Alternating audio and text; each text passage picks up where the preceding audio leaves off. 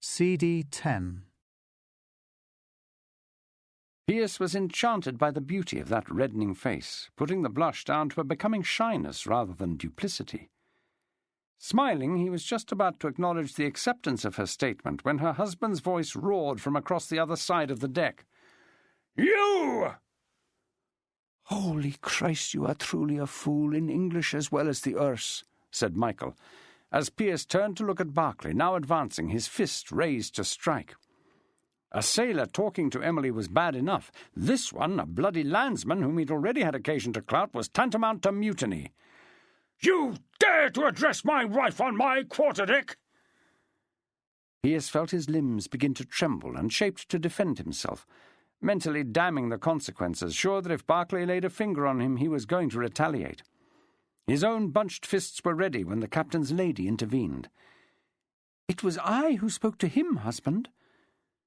That stopped Ralph Berkeley dead, as much the firm tone in her voice as the words themselves. "And I fail to see that a mere exchange of pleasantries should occasion such a reaction." He was still staring at Pearce when he said, "Mrs. Berkeley, you will oblige me by leaving the deck forthwith." "This second, madam." "I would plead that this man is innocent, husband." Berkeley had to restrain himself from shouting at the top of his voice, but the tone of voice he employed was obvious enough. "Leave now." Emily did so with a backward and sympathetic glance at Pearce, which enraged her husband even more. The two men were left staring at each other, the captain aware that if he struck this man he would get a blow in return. The temptation to bring that on was high, for to strike a captain would see this bugger swing. Yet here he was, with an enemy in the offing, one he was once more pursuing. His dignity did not permit of a bout of fisticuffs. "Master-at-arms, I want this man in irons." The whole ship had been watching, some fearing what might happen, others anticipating it with pleasure. Coyle, one of the latter, and the man called to react, was alongside Pearce in a second with a very willing Kemp to aid him in securing the prisoner. "You're for it now, mate, and if the powers that be are kind, I'll be the one swinging the cat," he snuffled happily. Taken below, chained and locked in the cable tier, Pearce was not witness to the way the privateer, along with his capture, evaded Berkeley and HMS Brilliant. Both ships were plain to see, the sleek bark and the Indiaman with her damaged bulwarks, smashed stern rail, and the jeering men lining it, Frenchmen who had taken possession of her. The pursuit took the frigate in dangerously close to the rock-strewn shore of Brittany, to an inlet that his quarry knew well and Berkeley did not.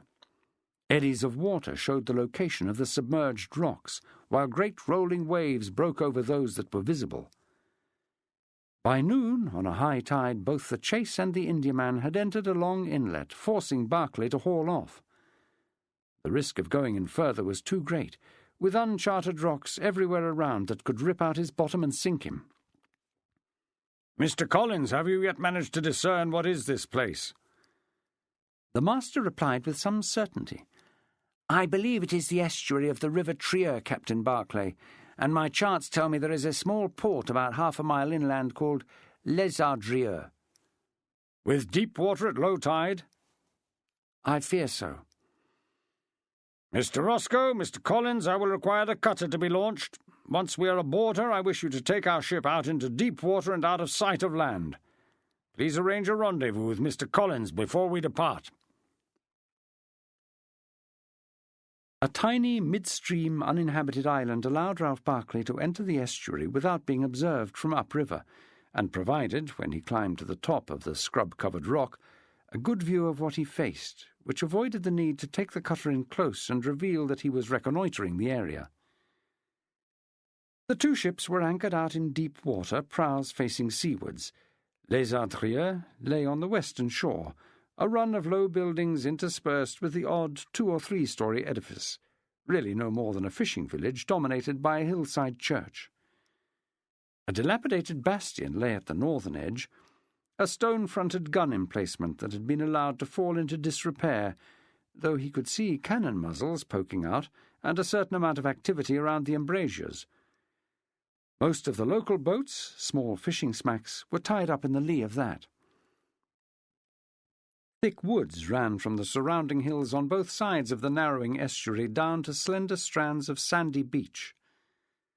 There was no sign of any occupancy, no farm or manor houses, though there was a good chance that such things existed inland, hidden from view by the tall trees.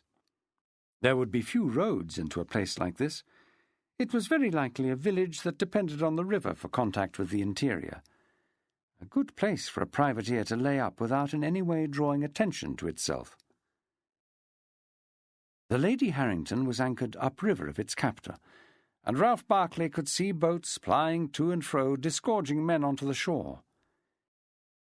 But of more interest was the fact that no cargo was being moved, which underlined his supposition that the Mercedes had run for this place to avoid him, and that as soon as Brilliant departed she would make for a bigger port, in all likelihood San Malo, a place where her crew could get a good price for the cargo and find a willing buyer for such a valuable hull. Could he get his ship in here and alongside the sod? If he could, he knew that he could take the privateer with ease, and at the same time subdue any fire from that run-down bastion. But there was the rub. He would need a favourable wind, which he did not have, and he would need to be quick, which ruled out towing Brilliant in with boats, for a slow approach would allow his enemies to mount a defence by warping both ships across the channel alongside the land-based cannon, thus presenting him with an array of fully manned guns he would find it hard to match. And his approach would be fraught with danger, bow on to broadsides. The damage they could inflict before he could swing round to bring his own guns to bear might be terminal, and that took no account of underwater hazards like submerged rocks or sandbars. "Mr. Collins, your opinion on the risks of bringing HMS Brilliant into this estuary?" The master, who had been busy sketching what they could see so that his captain would have a record of their observations, actually shuddered at such a notion. "It would need a week of soundings before I would even think of giving you an answer, sir." "We do not have a week, Mr. Collins." "Then, sir, I must most emphatically advise against it." If a man as timorous as Collins was wont to make such a clear-cut statement, then most certainly the risk was too great. But Ralph Barclay was conscious of one very pertinent fact, that he had to find a way to try and get that Indiaman back. His whole future could depend on it. "Mr. Collins, I require you to remain here overnight, and I will detail some men to stay with you. I will take with me what you have already drawn, and wish you to make what observations you can before darkness falls. But more pertinent is what you can see at first light when the tide is lower.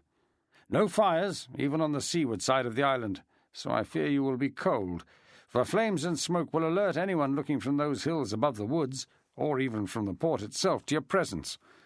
I will send a boat in to pick you up before the tide peaks tomorrow." It was dark before the cutter rejoined the ship, even though Roscoe had brought HMS Brilliant inshore to the prearranged rendezvous as soon as the light of the day began to fade. In a long, uncomfortable and wet journey in an open boat with only his foul-weather cloak to protect him, Ralph Barclay had found many things to worry about, and he was also, after a long and dispiriting day, wet through and very tired. An argument with his wife about naval discipline the moment he made his cabin he did not need, and had no desire to engage in. But Emily would not be fobbed off. "I find it utterly barbaric, Captain Barclay, that you can even consider punishing a man for merely talking to me." "It is not you, my dear, but what you represent." "I do not represent anything." "You do," Barclay insisted. "Me." The mutual stare was short but telling, with both parties thinking along the same lines. Had it been a wise decision for Emily to come on board ship? Ralph Barclay was deliberating that if Emily could not comprehend the absolute requirement for discipline, then he was in for a difficult time. She was thinking that the proximity imposed by the cramped accommodation, in which each party saw too much of the other, never mind actions of which she thoroughly disapproved, was inimical to harmonious relations.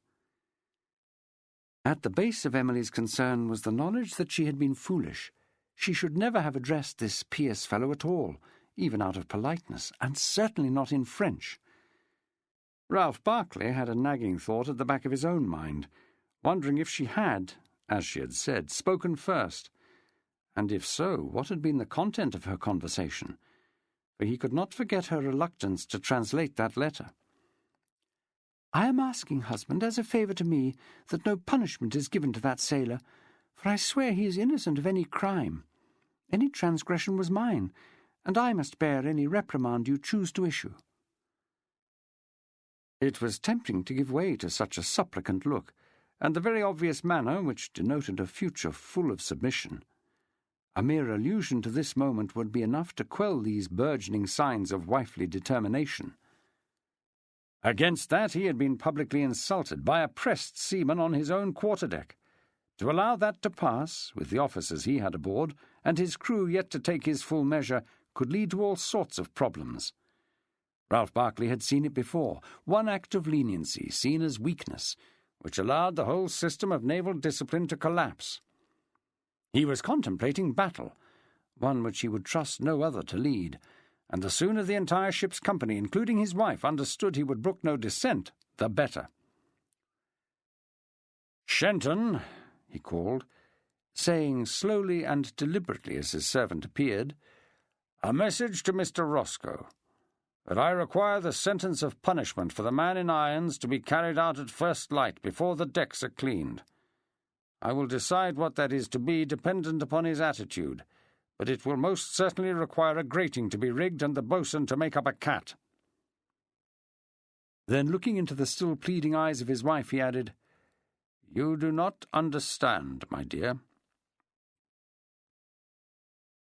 The sudden light sent the rats, which had been scrabbling around the cable tier, eager to investigate a warm, living body, scurrying for cover. The lantern also lit up Pearce, who was sitting on a slimy cable, chains round his wrist, and the face of Lieutenant Digby, who held it out before him. "The captain has decided to institute the punishment in the morning." Seeing Pearce's look of incomprehension, he added, "It is customary for such a thing to be carried out on the following day." "And what is the punishment to be?" asked Pearce. "If you plead for leniency, perhaps it will be nothing more than a verbal reprimand." "Do you believe that, Mr. Digby?" "No." "Am I to be flogged?" Digby nodded, and Pearce fought to prevent a very natural shudder as the lieutenant added, "But I do know that a plea has a chance of reducing the number of lashes you may receive to perhaps as little as half a dozen." "That requires that I plead to Barclay, does it not?" "Captain Barclay," Digby insisted, "and it is I who will do the pleading. You are merely required to look contrite." Pearce was aware that possibly he was being foolish. Any plea Digby made would not be believed by anyone who heard it anyway, least of all the man who wished to chastise him. So was it a meaningless gesture to decline such alleviation? His father's voice was in his ear then, telling him, as he had all his life, that most of men's folly was brought about by pride, and it was that which he could not swallow. "That, I am afraid, I will not do."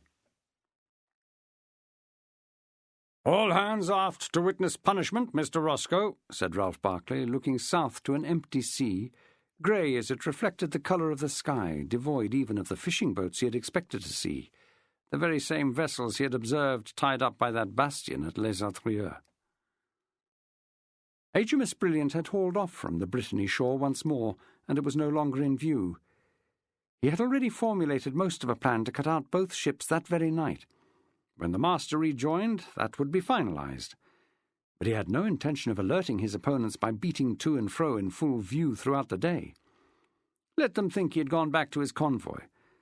That way he would gain the most telling advantage, surprise.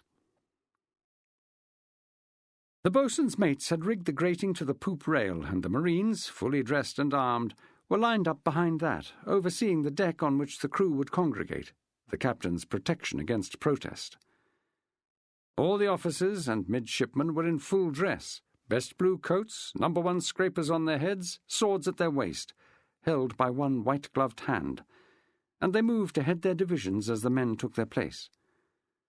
Barclay was at the windward side of the quarterdeck, staring idly out to sea, the picture of unconcern. But he was no fool.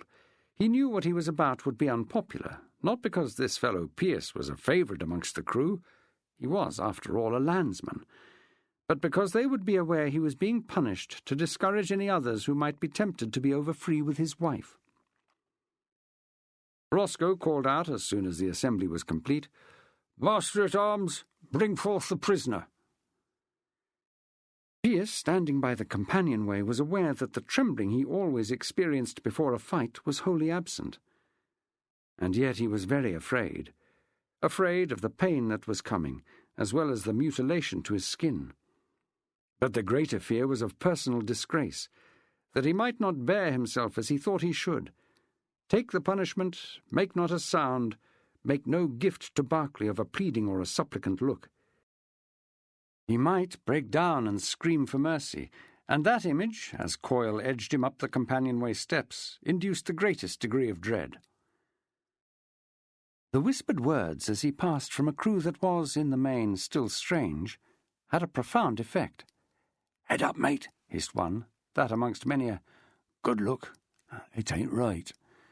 Even Devereux, as he passed him, gave him a slow nod, an unsmiling one for sure, given his jaw was yet to heal, but nevertheless an acknowledgment that he did not approve of what Berkeley was doing.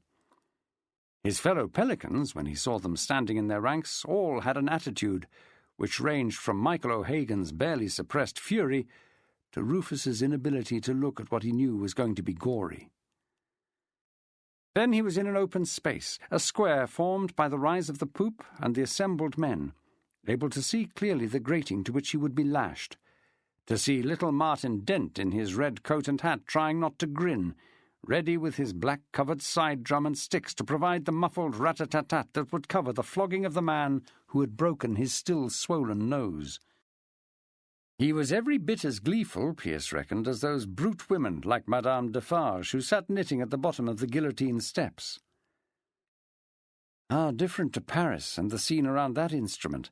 This was ordered and silent. A revolutionary beheading was strident and smelly, a dense crowd packed tight in a cobbled square, eager to ensure that each prisoner brought to the block knew that they thought him a traitor. The stink of packed, unwashed humanity mingled with the very relevant smell of voided bowels, as those about to die first clapped eyes on the instrument by which they would be dispatched. On this deck the air was clean. There was a breeze that would carry away any smell should he fail to control his own muscles. And he was not about to die. Instead of a guillotine, he was threatened by the contents of a red baize bag held by Sykes the boatswain. He would be humiliated, he would be blooded, but he would live. Emily Berkeley came on deck, which set up a murmur that rippled throughout the entire assembly, quickly suppressed by the divisional officers. Her husband's body actually quivered with the effort not to show his shock at her presence. There was no sham indifference now. The desire to tell her to get back to his cabin was very evident in his contorted features. Pearce, too, was surprised. He jerked his head to curtail the natural desire to look at her again. Overborne by cries of "Silence there!" Emily Berkeley merely nodded to her husband and, wordlessly, ascended the steps to a point on the poop from which she could observe proceedings. "Mr. Digby," croaked Berkeley, "this man is in your division, and has been arraigned here on the charge of disobedience to a direct order." There was a pause, the point at which Berkeley should have read out the specific charge, but it passed in silence from a captain who exercised his right to disoblige. "Do you wish to plead for him?" Digby stepped forward smartly and raised his hat. "He has expressly requested that I do not, sir." That set up a soft murmur all along the deck that had every voice of authority calling for silence. "Has he, by damn?" Berkeley's eyes were wide open with surprise. Pearce's closed as if he was again wondering at his own folly. "I have scarce heard of such arrogance." "It is not, sir," Digby added in a measured tone, "a sentiment that I am familiar with, but I am bound to respect, perhaps even admire, any man who espouses such a plea." Digby might as well have slapped his captain with those words. Did Berkeley see the nods, slight but visible, from the crew, the eyes of his officers raised a fraction higher to denote dissension, the look of unhappiness on Roscoe's face, and the drooping shoulders of Sykes. Emily Barclay's head dropped in a gesture of sadness, as though she was seeing a champion humiliated. Barclay snarled his response. "You may respect such a person, Mr. Digby. You may even extend to admiration. I do not. To my mind, it comes under the heading of the same degree of arrogance that sees him here in the first place. But I am man enough to respect the request. We will see if he is so haughty after 24 of the cat. Boatswain, seize him up." Coyle struck off the chains that bound Pearce's hands, as Ridley and Costello, the two boatswain's mates who had acted as his tutors, approached. At least, thought Pearce, sensing no malice in them, it was not that rat-faced bastard Kemp who so relished the thought of inflicting pain. "Your shirt, mate," said Ridley in a kindly voice, while Costello added, white teeth flashing, "No good gifting the purser extra profit." Pearce was confused. The image he had of a flogging, the common tale recounted by everyone he had met who had witnessed such a thing, was of a calculated brutality designed to humiliate the offender and discourage others from transgression. These men were supposed to handle him in a rough manner, bind him tight to that grating, then rip his shirt off his back, not help him pull it over his head, roll it up and hand it to Charlie Taverner for safekeeping. They led him without compulsion to the grating, and tied him in such a manner that he was secure enough not to fall, yet not so tightly bound as to deny blood to his outstretched hands. A strip of hard leather was produced, well chewed by the look of it, and a gentle hand was placed on Pearce's shoulder as Ridley said, "Bite hard on this, mate." Beyond Ridley, Pearce could see Sykes. Standing next to Barclay, he opened the red baize bag, reached into it, and pulled out a cat-o'-nine-tails, that black, menacing and iniquitous whip. He shook it so that each of the 9 lines hung loose, then swung it quickly to create a swish that promised much pain, which brought from his commanding officer a nod of approval. Costello came back into view to take off the boatswain the instrument of punishment, likewise swinging it in test as he moved to stand behind his victim. Finally Barclay spoke, loud and clear so that he could be heard in the forepeak. "Boatswain, carry out the punishment." As he tensed himself, Pearce had a sudden thought that this was inevitable, the sure knowledge that he could never have so knuckled down to the nature of naval discipline to avoid a flogging. Not that he could accept the right of anyone to inflict it on him. That flew in the face of everything he believed. And what was it about the men witnessing this that they could watch in silence and not act to prevent it? What was it that made such people accept the disciplinary right of a man to beat them to a pulp merely because he wore a blue coat and a couple of epaulettes, and carried in his pocket a piece of paper from an even bigger set of rogues allocating to him a wholly specious authority?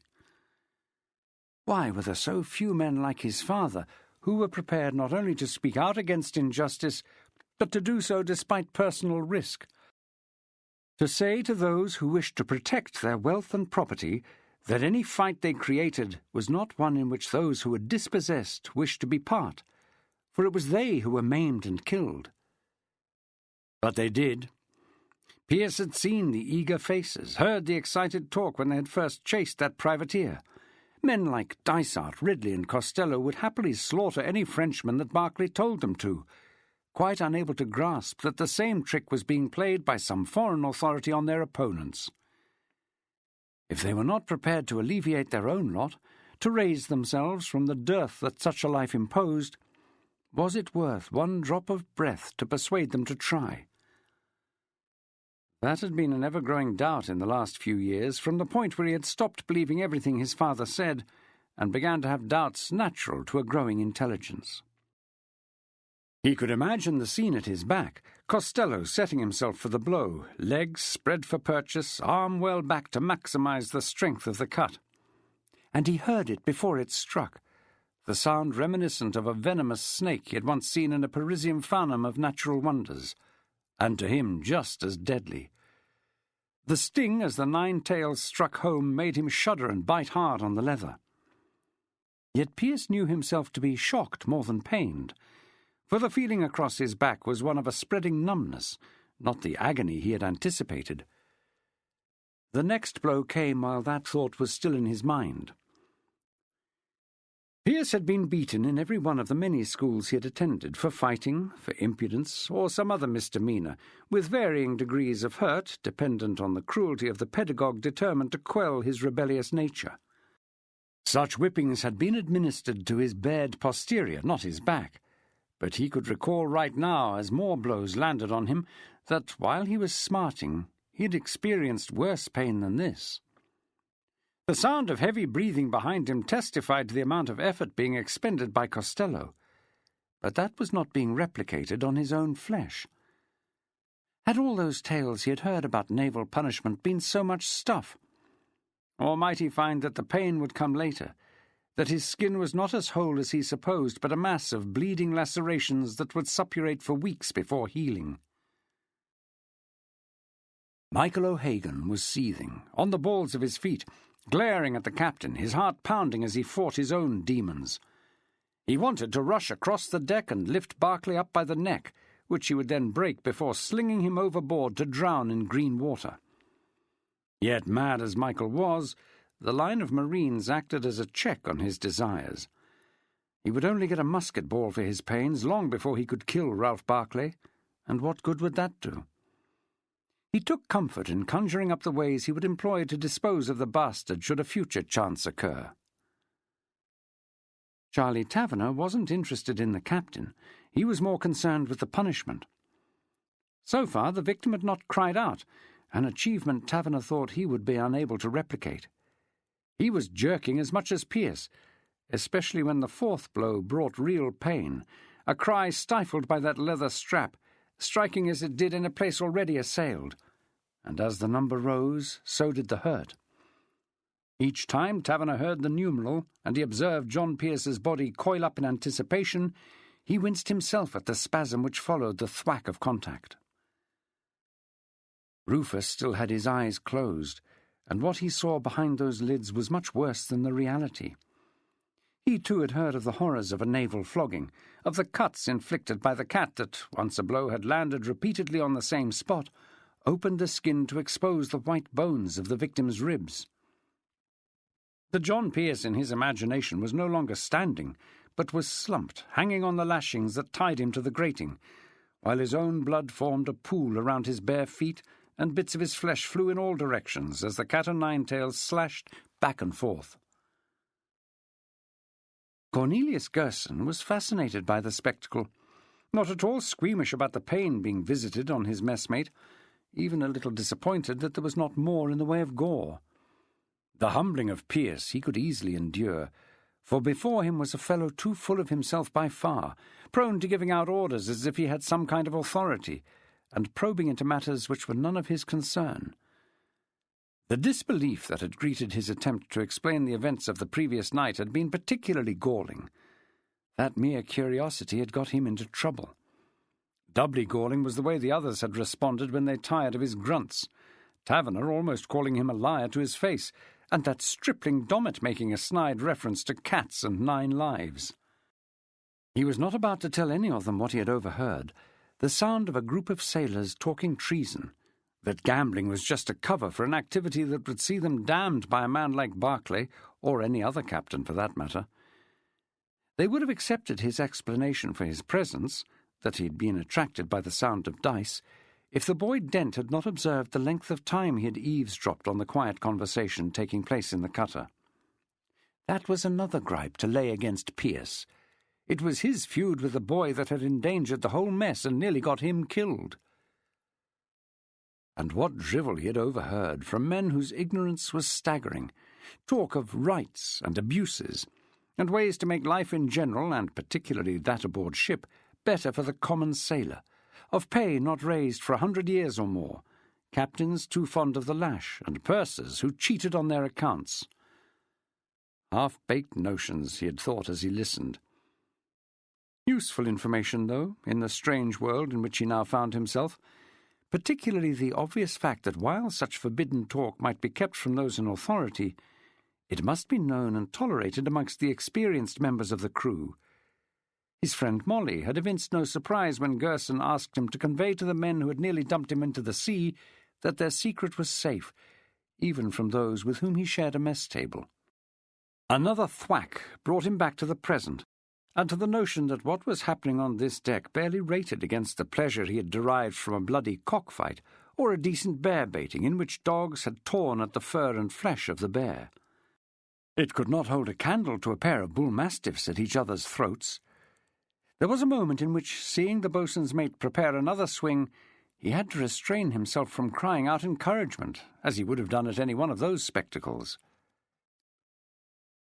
Emily Barclay looked at the line of indifferent marines, men who had the air of having witnessed much of this before, since she did not want to look at the punishment being inflicted because of her. Each administered blow was like a lash on her conscience. She knew each time the cat landed, her husband's eyes flicked in her direction, so she set her face not to react in any way. But inside it seemed the rhythm of the blows matched that of her heart, the thudding of which felt just as heavy. Pray I have the courage to resist this when I have power to command it. Digby said these words over and over in his mind. He could not speak them, for to do so would diminish him in the eyes of his fellow officers. It was not a thought he had often when he dreamed of promotion and command, but along with the pleasurable anticipation of privacy, of the space of his own cabin, of the power of decision in battle, lay this: punishment, which was held by the more enlightened to make a good man bad and a bad man worse. That he would have to order it, if only to contain the endemic drunks who took the flogging as part of the whole, hard bargains who would take a dozen without complaint, did not ease his mind. This was different. Pearce was no hard case who had spent a life at sea and could walk straight from the cat to his duty. What would it do to him? Would he become a menace like Devereux, a bully who was as lazy as he was vindictive? Henry Digby hoped that he would not, just as he hoped he would in the future have the courage with such men to hand out punishment that was deserved, and the wisdom to eschew it when it was not. Time had stopped for Pearce, for he was now feeling pain. Not what he thought he would feel, but no part of his back had escaped the 20 lashes he had endured. The pressure was kept up by switching the boatswain's mates after the first dozen. Ridley was flogging him now, and while he was no believer in God, he prayed for a release from this. His thighs ached from the need to hold up his body, his jaw clamped on that leather strap from the need to deny Barclay the satisfaction of seeing him fold, and he could feel the pressure increasing on his wrists as he fought to maintain his upright position. Ralph Barclay knew he had been humbugged, but he could no more show the fact than say anything. Seething inside, he had to maintain on his face the austere indifference of the commander who could observe pain without emotion. The same pose he would assume in battle when shot, shell and splinters were flying round his ears. But it was hard, made more so by the way he could not prevent himself from glancing in the direction of his wife. He could remain aloof from his own frustration. He could remain remote from the feelings of the men who stood on this deck. But he could not maintain indifference with Emily. That was impossible, even though he knew just how much it weakened him in his own estimation. "24, sir," said the boatswain, stepping forward to take the cat-o'-nine-tails from Ridley. Lost in that last thought, Ralph Barclay had to drag himself back to the present before turning to the surgeon. "Very well. Cut him down. Mr. Lutyens, I hand him over to your care. I would see him well and back at his duties with some dispatch. Carry on, Mr. Roscoe." Then he looked at the deck and the tarpaulin that had been spread to catch the blood. After a normal flogging, he would have added the need to clean that up. He did not have to do that now. There wasn't any. "Humbugged," he said under his breath, before looking up towards his wife, who probably thought she had witnessed the real thing. "I think, Mrs. Barclay, that you would be best off the deck, as it is about to be cleaned." As Emily obliged, without looking at him, he added, "Mr. Roscoe, send in a cutter to bring off Mr. Collins." Chapter 14. Pearce was not cut down, he was untied, and aware that he was the object of much scrutiny, he managed to walk to the companionway, stiff but upright, Ridley and Costello at either side holding him as if he was on the point of collapse. But Pearce was far from that. Being released had restored his own faith in his ability to walk away from what had happened on his own 2 legs. Behind him he heard the orders given that got the men back to their duties, those on deck resuming the tasks that they had been engaged in before the flogging, the watch off duty trailing down to the main deck. Again, the able and ordinary seamen who had either ignored or guyed him the past few days were looking at him directly with sympathy. 1 or 2 even smiled as he went further down to the surgeon's quarters on the orlop. "Your shirt, mate?" said Ridley. Then he grinned. "I should think old Barclay's see them by now, you not being at all cut." "No blood?" asked Pearce, gingerly moving his shoulders, not far, for to do so brought a stinging sensation. "None, though your back be as red as a monkey's arse." "We laid into you hard, mind," said Costello. "Had to put up a show." Pearce eased himself onto a chest, and he sat there hunched over. "I don't understand."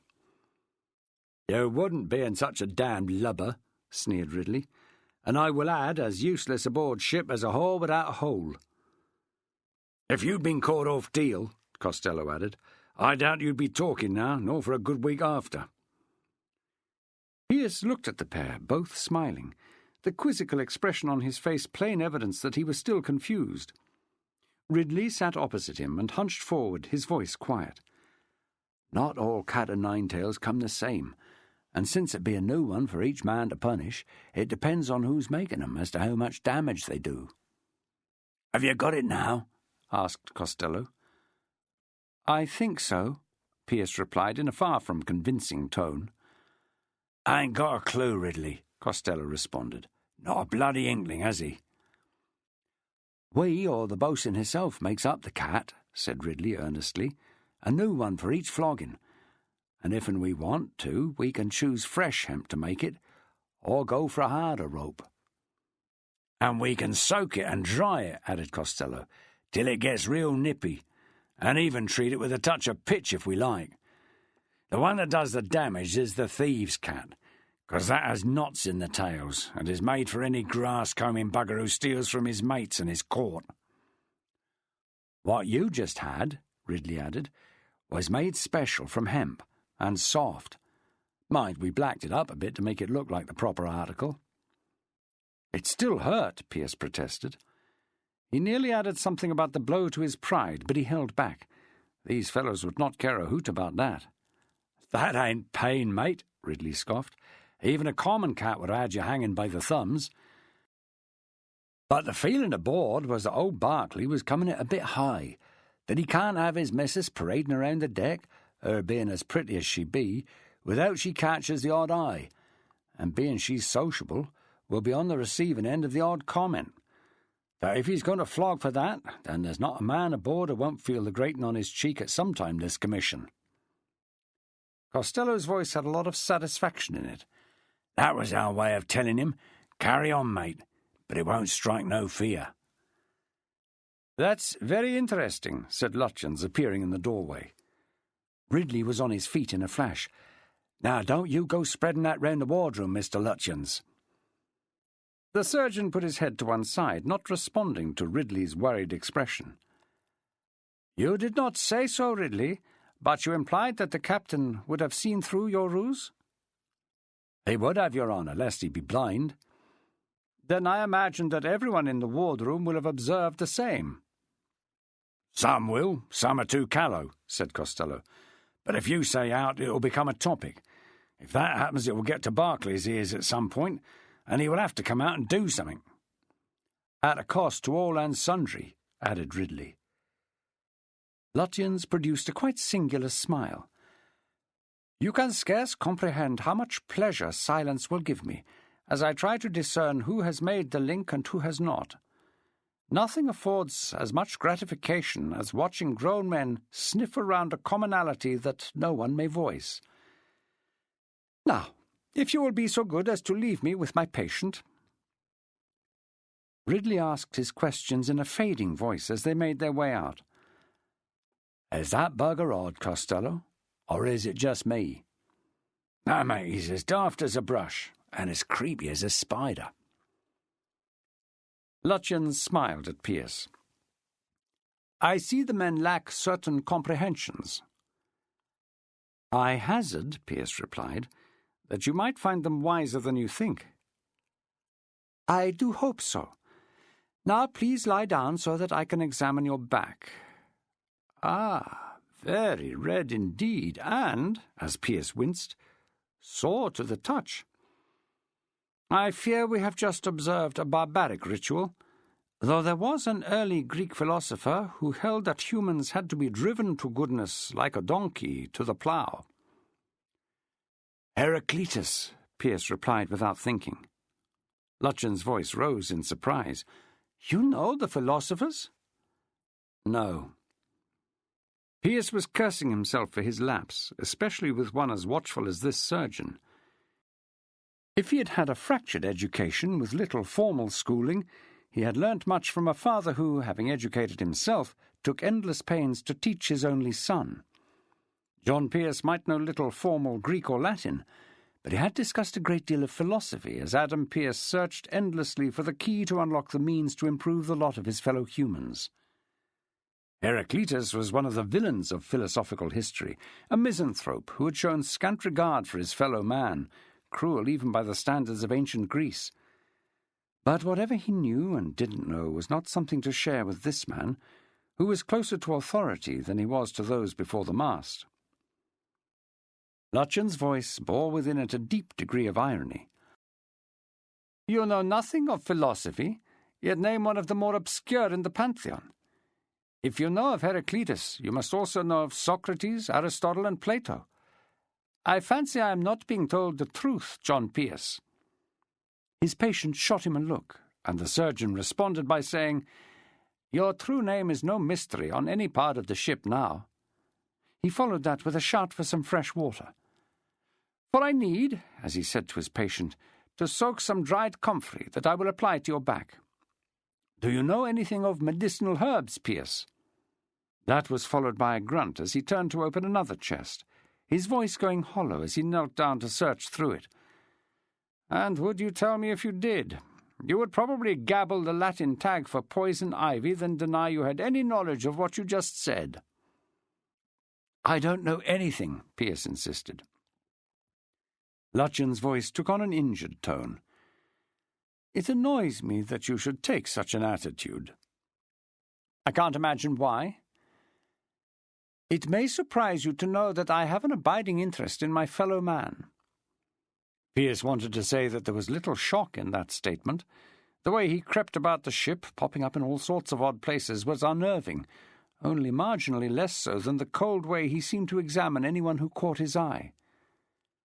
Suddenly Lutyens' fish-like face was right in front of Pearce's, the surgeon squatting to speak to him. And I have watched you more than most, as being part of a section of the crew in which I have an especially deep curiosity. You are a pressed man, taken against your will, and you are no sailor. I think I know that. Shall I tell you what I have observed, Pearce? It was painful to shrug, better to stay still, so Pearce's pretense at an indifferent response had to be made with his eyebrows. Water, Your Honour, said a voice. Put it down, and ask the sailmaker if either he or one of his mates will attend upon me. The wooden bucket was right before Pearce's eyes as Lutyens stood up, and he watched the surgeon dunk into it a large handful of dry, dark green leaves, pressing them down until they were submerged, his voice carrying on in that hurt tone. What I have observed? Lutyens asked himself. I will tell you, shall I, about your mess table. O'Hagan, the Irishman, I like, for he is a genial soul when not being practised upon, and the fact that he has beaten the resident bully is to be applauded. The Taverner fellow I would be careful to trust, unlike Gerson, who I would not trust at all. The name inclines me to believe he is of Huguenot stock, you know, and slimy in the extreme. The need to defend him as a messmate was automatic, and given what he truly thought of the man, quite convincing. You damn him for his antecedents. Does merely being a descendant of a French Protestant who fled a Catholic massacre make him slimy? You might as well accuse King Louis and say he deserved to lose his head for it. Lutyens positively purred, like a man who had sprung a trap. I wonder how many common seamen could conjure up a memory of St. Bartholomew's Night. Pearce had exposed himself again, and he knew it. Anyone who has a knowledge of their religion. No, John Pearce, it is too long past. That massacre took place 250 years ago, and even a pious religious memory would scarce include a knowledge of the Bourbon bloodline. Simpson, sailmaker's mate, Your Honour. I was sent for. Pearce turned his head, even though to do so stretched the skin on his back. Simpson looked down at him and winked, another man who would have ignored him before the flogging. Ah, yes, Lutyens cried. I require you to make me up a sort of apron from very light canvas, one that fits on the back, not the front of the person wearing it. The back? The sailmaker inquired, in a voice that implied, I've been asked for some daft things in my time, but— Yes, Lutyens insisted. It will need ties down the side. Shall we venture to be nautical and call them reefs? The whole to act as a compress to keep in place what I am going to apply to this fellow's back. Like a poultice, you mean, Your Honour? The very word, my man. How astoundingly apt. It would aid the efficacy of the thing if it was impermeable. What's that mean? Asked Simpson. Proof against water. I could lard it with some slush from the cook, the fellow replied. Can I say you will pay the price? Make it so, Mr. Simpson, said Lutyens in a happy tone. A double-reefed affair, in the nautical vernacular, an invention which will no doubt be handed down to grateful posterity as a Lutyens. The sailmaker responded in a jocose tone of voice. Since I be cutting and sewing the bugger, Your Honour, should it not be termed a Simpson?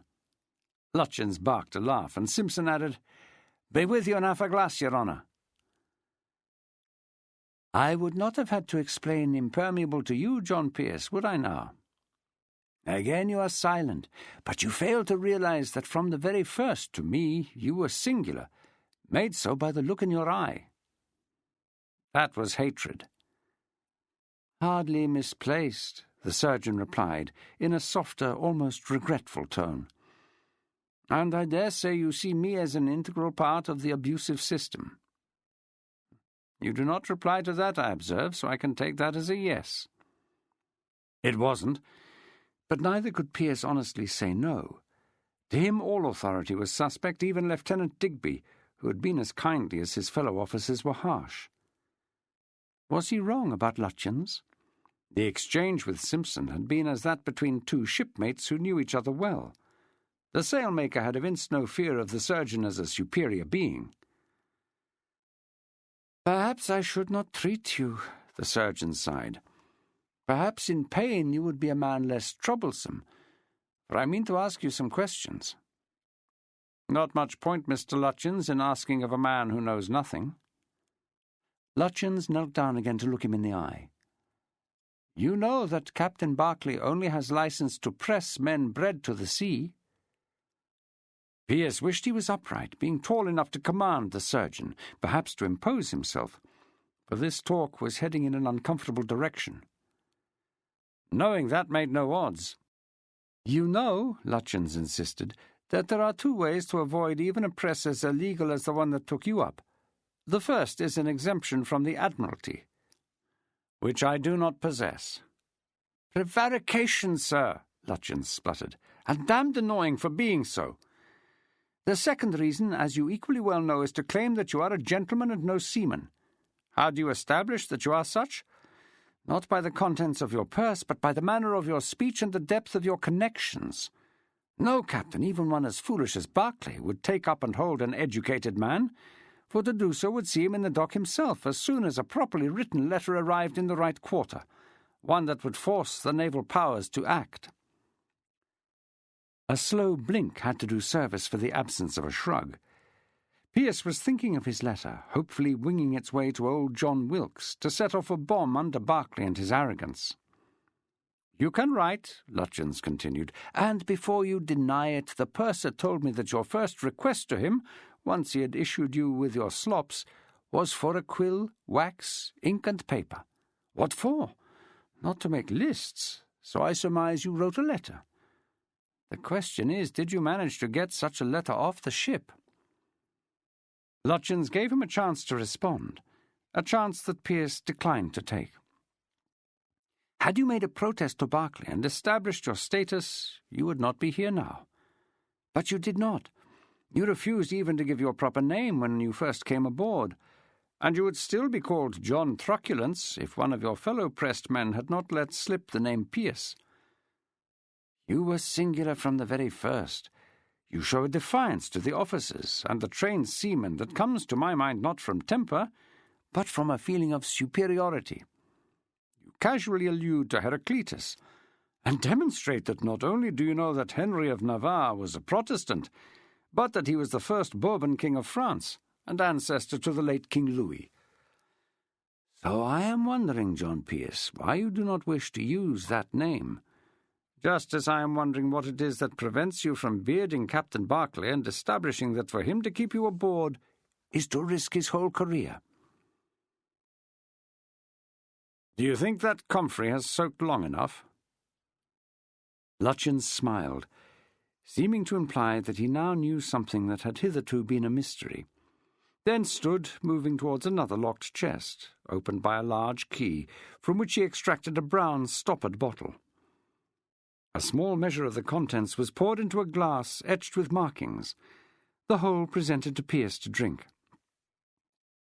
"A combination of medicine, ancient and modern, will set you up famously, and, as the captain requested, in short order." Pearce sniffed it. "Laudanum? You know the tincture?" Pearce had dosed his father with laudanum often to ease the pain of an internal affliction that would respond to no other palliative, just as he knew of people who took it in daily doses.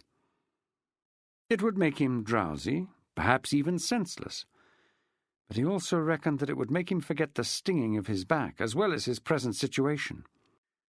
The thought of a degree of oblivion was a welcome one, a period when he would not recall that he was a pressed seaman, nor think of the way he had deserted his father in Paris, of an escape which was for the present impossible. Raising himself on one elbow, Pearce threw his head back and downed the contents. "Excellent," said Lutyens, almost purring with pleasure. "Once that has touched upon the vital spirit, for there is nothing like an opiate to bring such a thing to fruition, we can continue our conversation." The feeling of relief was immediate, a sensation spreading through his limbs that seemed able to relax each muscle in turn. The cold of the damp comfrey leaves being spread on his bruised back was soothing in itself, but Pearce knew that was not the root cause of his increasing comfort. A delicious numbness worked its way up from his kidneys to his shoulders, through his neck and into his head, so that even his jaw seemed altered, though he had not thought it clenched. He could hear Lutyens singing softly, too low for any words to be discernible, yet soothing in the sound. Sleep seemed possible, and that happy thought as he closed his eyes brought a smile to his face. "So, John Pearce," Lutyens whispered in his ear, pencil poised over his notebook. "What of Plato?" "A foolish man, or so my father thought. The Republic is nothing less than a paean to the Spartans, who lived off the back of slavery." Lutyens interrupted gently. "Your father?" That produced a frown, as though the question was difficult. After a lengthy pause, the reply came. "Adam Pearce." The surgeon had been holding his breath, fearing he had gone too far too soon. "How silly of me. Is he not a friend to Tom Paine, the radical pamphleteer?" "Friend, no, but they share many of the same notions." "What would they be?" What followed was mumbled and far from coherent. Words were being dredged from Pearce's mind that were not really his own, but those he had heard from his father's lips. Each person's right to the fruits of his labours, an end to tithes, both feudal and clerical. Ramblings on the iniquities of kings, courts, titles, prelates, as well as the hereditary principle, and the manifest failure of those who removed monarchs to make any change to the lot of the common man. Lutyens only half listened, for he had heard it all before, had indeed debated such notions with his friends, as aware as any man that the world in which he existed was riddled with manifest imperfections. But that was not what really interested him, and he happily let his patient ramble only so that he could become comfortable in a confessional state. It was for moments like this that Charles Lutyens had chosen the navy and this ship. He knew himself to be overqualified for such a lowly post, but that mattered not, for the position was a means to an end. A surgeon he might be, but his interest lay not in the corporeal human body, with its mess of blood, tendons, tissues, and bone, but in the brain, the cerebral part that controlled all those moving parts. He was enough of a student of Voltaire to scoff at any notion that the heart had any dominion over a man's actions, sure as a rationalist that the head was the seat of all emotion. But it was not a surgical interest. He had trepanned enough cadavers in his training to be bored with the soapy mass of tissue contained in the skull. His fascination went deeper than the knife. The Sick and Hurt Board of King George's Navy had not inquired too deeply into his competence or his motives. There was a war on, fleets fitting out, and no excess of qualified medical men queuing to serve in the King's Navy, especially in the smaller vessels. Here was one not only willing but eager, a fellow who had powerful connections, which wended through his Lutheran pastor father all the way to a royal family who often worshipped at his church. Lutyens had asked for a frigate because big ships carried too many men for his purpose, and were rarely in action. If they did not comprehend the reason for the request, the officials at the Sick and Hurt Board were too grateful for the offer of his services to refuse. Already he had examined and made notes on those with whom he messed, the members of the wardroom. Lieutenants Roscoe, Thrale, and Digby, in that order of seniority, were satisfyingly different, as was the pun-obsessed marine officer Holbrook. The purser seemed a slippery cove, almost too true to type, while the master, Mr. Collins, was a worrier. The 8 midshipmen and master's mates who shared the overcrowded midshipman's berth had eluded him somewhat, but all sorts of skullduggery was going on in that quarter, certainly bullying, perhaps theft, and quite possibly buggery. It was interesting to reflect that every wardroom officer had progressed from what they commonly referred to as that damned filthy bear pit. Thus he would be given a chance to probe the scars such surroundings created, at the same time as he observed the long-term effects on those who had endured them. The crew he was slowly getting to know, some because of the numerous cases of the pox aboard. Volunteers, or the first takings of the impress service, men bred to the sea, would repay close study. What made such people volunteer for a duty that was, by common repute, so harsh? But men such as Pearce were like the philosopher's stone, fellows forced to serve in the King's Navy, brought aboard by a system universally condemned, but one that could not be sacrificed when Britain went to war, men who, when it came to the moment, were reputed to fight with as much tenacity as those who had come aboard of their own free will. From the whole, he hoped to discern attitudes and motives that would be at the kernel of the investigations he was here to undertake. Then there was the captain. Was he a mass of contradictions, or just a product of the service that had created him? Lutyens had learned from those members of the crew with whom he had spoken that they saw nothing abnormal in the way Berkeley behaved, though it had been obvious such an opinion had been dented by the flogging of Pearce. Watching intently as the cat swung, he had felt the discontent amongst the crew, men too wise to show it in their faces, for they did not want to join the victim at the grating. There was no doubt in Lutyens' mind that Berkeley was aware of the crew's displeasure, yet it had no effect on his actions. And finally, there were the intricacies of the captain's marriage, a whole other area of inquiry that Lutyens had never anticipated. By studying men in the enclosed setting of a ship of war over an extended period, Charles Lutyens hoped to find many things. Could men be classified as types? Was there a measurable index of types? Why did men indulge in acts of cruelty and kindness, often both in the space of a few minutes? Why did they fight? What caused men to follow other mere mortals? For it had to be more than simple rank. What did leaders have that singled them out? He would make an inquiry into motives and actions, putting the whole together in a carefully written study. And perhaps he would acquire fame from passing on his observations on the truth of the human condition as it applied to the fighting seaman. But now, taking up his notebook and finding the passages that related to his present patient, he would, by gentle questioning, get to the truth about John Pearce. Pearce was still talking as Lutyens read his notes, and in doing so found that he had scribbled more on this man than any other on the ship outside the wardroom. The fact that he had marked him at once as different from the rest of the pressed men, the singular reality of his observation that although older than Pearce, he had felt to be a junior in his presence. Lutyens found himself slightly embarrassed to discover that he had described Pearce as attractive, which was surely a misnomer, and he searched for what he had really meant, a word to describe the way Pearce attracted men to him. He scored out attractive and replaced it with forceful. Then he renewed his questioning. Born in? London. Mother? Dead. Brothers and sisters? None. School? By the score, but never for long. Father? A good man, but fixated by the lot of his fellow man. Do you love him? With all my heart.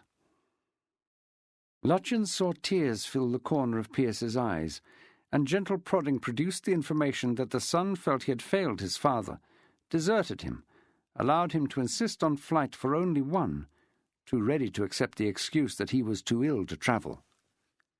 That unlocked the thorny emotions of their relationship, mostly a difference of opinion over the way ideas translated into actions.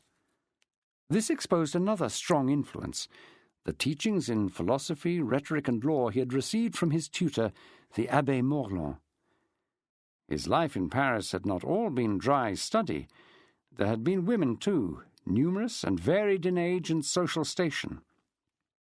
John Pearce had received schooling in riding and fencing, the paradox being that his levelling father was determined his son would have the attributes of the gentleman he so despised, his excuse being that he wanted these things for all men. Your Honour. Lutyens turned to see the sailmaker standing in the doorway, looking at Pearce's leaf-covered back, a quizzical expression on his face, as the surgeon put a finger to his lips to ensure silence. Simpson held up his manufacture, pale brown canvas of a light texture, shining with the cook's slush, and with the requisite ties hanging off.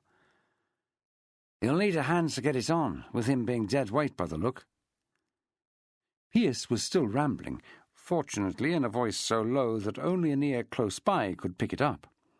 It was not that Lutyens mistrusted Simpson. He was wary of everyone. But let one word of what he was learning here get out, and it would be all over the ship in a trice. And the look in Simpson's eyes as he looked down on Pearce was one of deep curiosity, which made Lutyens question if he was the only person aboard who harboured doubts about his patient. Leave it. I will call for help when I need it. Simpson looked far from pleased, and even less so when the surgeon came out from his small cabin to ensure that he moved away. Then he went back to sit with John Pearce.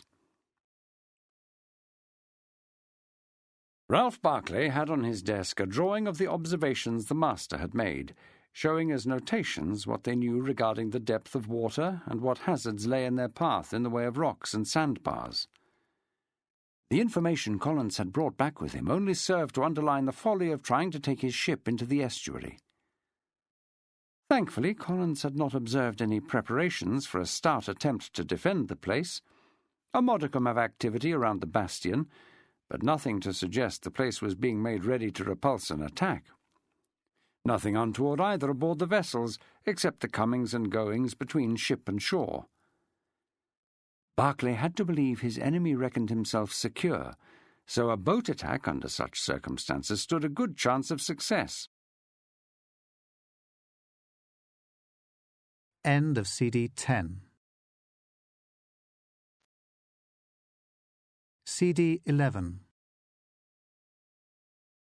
In a previous commission with officers he trusted, he would most certainly have invited them to a conference to discuss the raid, that followed by a good dinner in which they would be free to air their opinions. Ralph Barclay could not bring himself to do that now. The plan was his, and his alone. He was, for once, aware of that sense of isolation that afflicted all captains, the obverse side of the privilege bestowed by rank. It was doubly galling that the one person he should have been able to talk to, not in a tactical sense, but merely as a sounding board, he could not. Emily would keep referring, obliquely but doggedly, to the incident that had taken place that morning on deck, and much as he did not wish to discuss the matter, he was finally forced to respond, to tell her that in matters of discipline she was not allowed to even comment, never mind disagree. Her statement, that being the case she would say nothing at all, was denied any response by her huffy departure, followed by the immediate entrance of those who would be taking part in the raid. "Gentlemen, this will be a cutting-out operation with boats." Ralph Barclay looked at each face in turn then, and saw nothing, neither approval nor divergence of opinion. He had been about to explain his thinking, but such bland acceptance killed off the notion, and he confined himself to outlining the salient points of the defence and how he wished to confound them. "Mr. Roscoe, your task is to cause a diversion by attacking that bastion, with Mr. Thrale in support. I wish you to land where you will not be seen."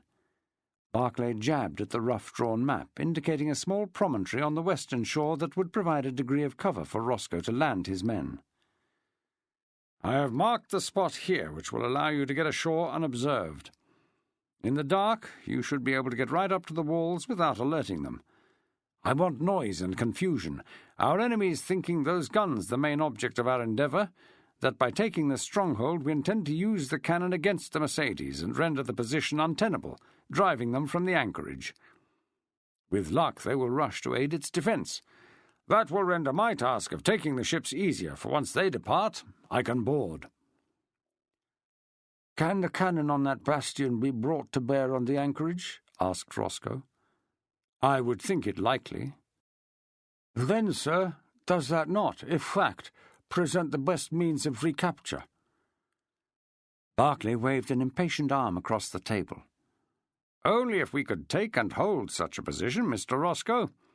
That means taking on the town as well as the crew of the privateer, and quite possibly troops from the interior. I doubt we have the number to achieve that, and we certainly do not have the time. No, it must be a diversion only, though I intend you should take with you the means to destroy the position, gunpowder to blast down the walls and spikes for the cannon. It would be an advantage to our nation to make it untenable for future use." "Then would I be allowed to state my desire to lead the main assault, sir? That is, the boat attack?" "Your zeal will be noted," Barclay said, "but I have given myself that duty." Roscoe gave him a cold look. It was Gould and Firefly all over again. Barclay knew he was taking to himself a duty that should have gone to his premier. Ship's captains generally stayed aboard and sent in an assault, giving their inferior officers a chance at distinction. They did not, themselves, lead them.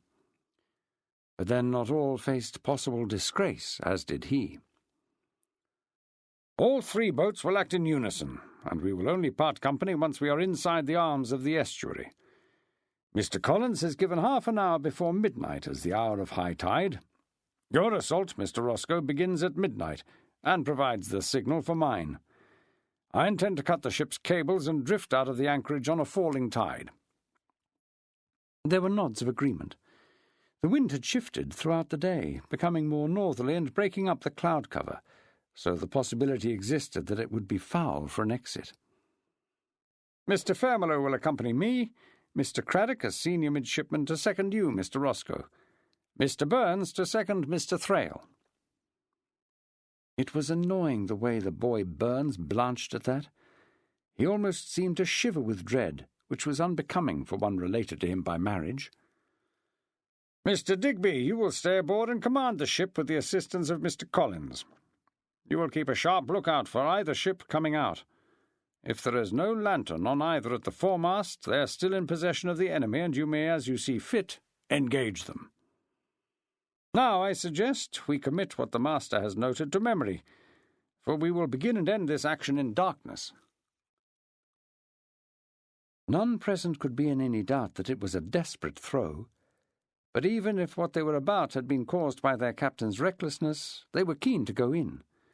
What it presented to these officers and the mids who would accompany them was priceless in a world with too many applicants chasing too few berths. Any chance for glory was also a chance for promotion. Succeed and every man would be lauded. Fail and only Barclay would suffer ignominy.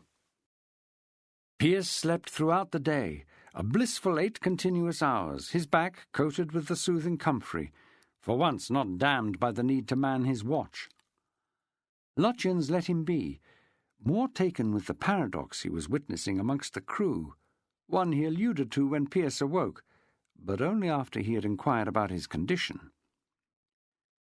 The patient eased his back, feeling the skin still tight, itching rather than stinging, and beneath the skin bones that carried a bearable ache. And he felt refreshed, almost like a different person, more alert after a slumber that went beyond the usual 3.5 hours. "I can scarce credit that I was at the grating, let alone that it is only half a day past." "Old remedies, Pearce," Lutyens insisted. "They never fail. Comfrey was known to the ancient world as a palliative, yet few medical men use it now. But go to the country and you will find the common village healer swears by it. Laudanum, too, comes from a natural source, a variety of poppy. I cannot think why there is such a desire in medicinal circles for innovation when we have to hand so many well-tried cures." Pearce was tempted to disagree, but Lutyens had moved on to discuss the forthcoming attempt to cut out the Indiaman, openly perplexed by the attitude of the crew. "I cannot fathom it, Pearce," eyes alight as he hooted at the expression. "Salty, is it not?" Then he adopted a more serious tone. "It is plain that the crew are indifferent to Captain Barclay. There is no air of him having inspired them to attempt exemplary deeds. Yet what do I witness as preparations go ahead for this adventure? A heightened state, a glow in the eyes of many, impatience. They shake their heads at what has happened so far." The voice dropped to a conspiratorial tone. "I do believe they think Barclay a fool to have been so guyed by the Frenchman, even more of a fool to increase the stakes to try and win all on a throw. Yet they are afire to fight."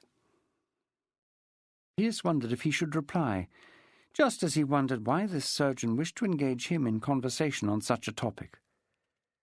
His recollection of the time since he had entered this sick bay was vague, but he had a nagging suspicion that he had talked a great deal, that he might have told Lutyens more about himself than he wished. "Come, John Pearce, you must, for all love, have an opinion." "There are those who love nothing more than a scrap." Lutyens bowed, leaning forward towards his seated patient, his voice insistent. "Are you one of them, Pearce?" "I will fight if I have a reason to do so, but I have always thought it foolish to seek one out." "My point. Surely a man must have a motive to wish to fight, to face death or disfigurement, especially for a cause that will not improve his life one jot. Or is the reasoning and need of another, or some notion of patriotism, sufficient?" "Perhaps it is the ship," Pearce said, for he had observed that the sailors aboard talked of it fondly. "They have a collective love of this vessel, of its reputation." "I hazard not enough," Lutyens interrupted with an impatient scowl which annoyed Pearce enough to produce a sharp response. Or perhaps the life they lead is so dire in its prospect that anything, including their own mortality, is forfeit in the name of excitement or some false notion that they are on the verge of a wealth that will bring them ease and comfort. Narrow horizons make men prey to all sorts of designs, and they usually find whatever sacrifice they endure is more for the benefit of another than themselves. That, I suspect, is precisely what Adam Pearce would say. Tempted to say who, Pearce was stopped by the knowing look in the surgeon's eye, more so when he added, "Laudanum eases more than pain." "I have seen what it does, Mr. Lutyens," Pearce said guardedly, and indeed, having listened to his father's ramblings under the influence of the opiate, he knew he might have performed likewise. "But I would be cautious about any revelations made. They are more likely to be invention than fact." Lutyens was amused. "Indeed." "Am I free to go?" "You are, if you can stand and walk." Pearce felt a deeper ache in his back as he pulled himself to his feet, yet felt better for being upright, and so much taller than Lutyens. Sitting, he had considered himself at the man's mercy. Looking down on him, he felt less so. "I do agree with you," Lutyens purred, "regarding revelations made under the influence of laudanum. To pass them on would be very unwise. Besides, it is no one else's business, is it?" A slight nod was all Pearce would allow himself.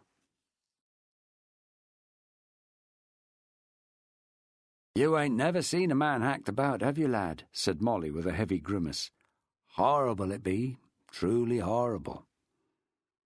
"Blood everywhere," added his messmate Foley, "with great dark gashes that the flies love to feed on, and the eyes dead like bits of glass." "Cannon shot is worse, mind," Molly continued. "Cut a man in half, that will. Why, I've seen men carried below in 2 bits, top bits screaming, and the legs still twitching 10 feet away on the deck." "Carried below," cried Foley, "though they were scarce to last. Tossed them through a gun-port, then we did, for there's no ceremony in the midst of a sea-fight. In warm water, too, so it weren't no burial they had, but the makings of a meal for the sharks. Makes you wonder if it be part of God's purpose, one of his creatures gifting sustenance to another." "Leastways, we won't have splinters, Foley," said Molly gravely, "'cause if there's out to turn your stomach, it be a shard of wood slicing through flesh like a butcher's hatchet." Cornelius Gerson had been terrified before sitting down, but the words he was listening to made him shake even more. Selected with the rest of No. 12 mess to go ashore, Pearce excepted, he was searching desperately for a way out, because all he could envisage in his imagination was his body riddled with musket balls, pierced by endless pikes, slashed by dozens of cutlasses, or torn to shreds by a cannon shot. The thought that Pearce could escape such a fate merely by being the victim of a flogging made him furious. His dilemma was made doubly hard by the need to appear ardent, for all around him the crew of Brilliant was engaged in blood-curdling threats against those they would meet this night. Molly, who had spotted his dread as easy as anyone with eyes, was having great fun stoking his fears. "Mind not every man I ever served with was as hardy for a fight as this crew. Seen men run below when it gets too warm on deck." "Must be hard to live with that, Molly," hissed Foley, "knowing that when it came to it, you ain't got the liver for a scrap." "Run below," said Gerson with a wholly false laugh. "No one can do that tonight." "Some will duck out for certain," Molly replied. "When the fur begins to fly, being dark no one will see." "They say there are 3 parties going in," Gerson asked, his voice eager. "Which one do you reckon will be the hottest?" "Roscoe's, no doubt, with the old taffrail alongside him." Taffrail was Lieutenant Thrale's nickname, due to him being as deaf as the posts that made up the stern rails. "Barclay's gone and given herself the easy part, I reckon." "How so?" Molly had to think hard to make it sound convincing, But Gerson was a willing fool, quite capable of believing that the crew of the privateer would be ashore, most like, that Roscoe and Thrale were facing cannon behind stone, which was a damn sight worse than wood, that with a tide like the one in these parts, a cut hawser would see them sail out as easy as kiss my hand.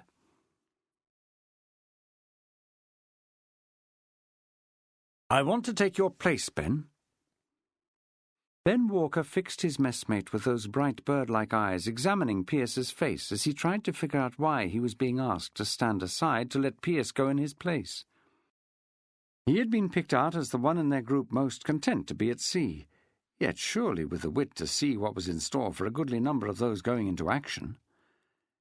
Ben's silence had marked him out for Pearce as a thinker, and in his experience such men were less ruled by the excitability common to the herd.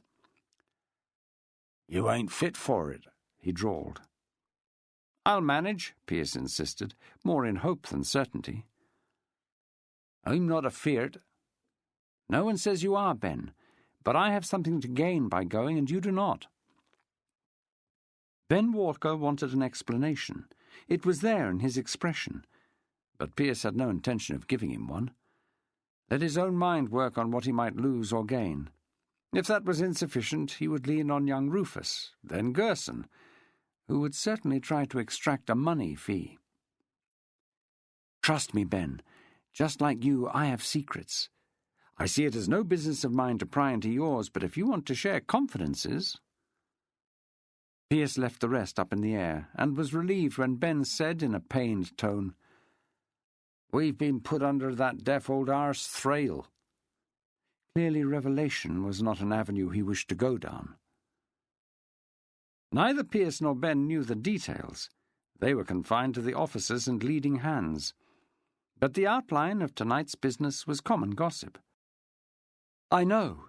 Just as I know faces and names mean nothing. Thrale will be content if he has the number of men required. That is, if he has the wit to count." Ben Walker looked at the deck planking, his head moving from side to side as he ruminated on what Pearce had asked. "Would what you are asking for be the act of a friend?" "Yes, Ben, it would." "I count you as a friend. The way you looked after Abel." "Well." Pearce had to fix his face then, because that openly stated sentiment touched him deeply. "I'm grateful for that." Walker nodded. "Then as a friend, and for Abel's memory." Sea chests had been hauled out of the holds and opened so that those who needed shoes and coats could get at them. In the crush and confusion of 40 men identifying their property, no one had paid any attention to Pearce as he found the one that contained his possessions, taking out his half-length boots and his collarless coat. He felt immediately that the weight was wrong, and plunging his hand into the inside pocket where he had left his purse, he discovered it to be empty. A silent curse was all that he could employ. There was no time for speculation. His money was gone, and he had to be gone as well to avoid discovery. "You're mad," whispered Michael O'Hagan as minutes later they queued on the moonlit upper deck for their weapons. "Mind, I never doubted that was true." Those were no words that a man in a trough of doubt wanted to hear. No money made what he contemplated even harder. So when Pearce emphatically replied it was as much to steel his own resolve as to answer the Irishman. "That, Michael, is the coast of France. It might be the gates of hell." "Pearce?" demanded Dysart, peering as he identified him. "What in the name of Christ are you doing here?" "You wouldn't deny me the chance to fight, would you?" Dysart gave him an arch look. "I wouldn't have thought this one yours." "It's in my blood," Pearce insisted. Dysart had been given a length of linstock, which he began to wrap round his waist as Pearce elbowed his way to the pile of weapons, where he selected a tomahawk and a vicious short-bladed knife.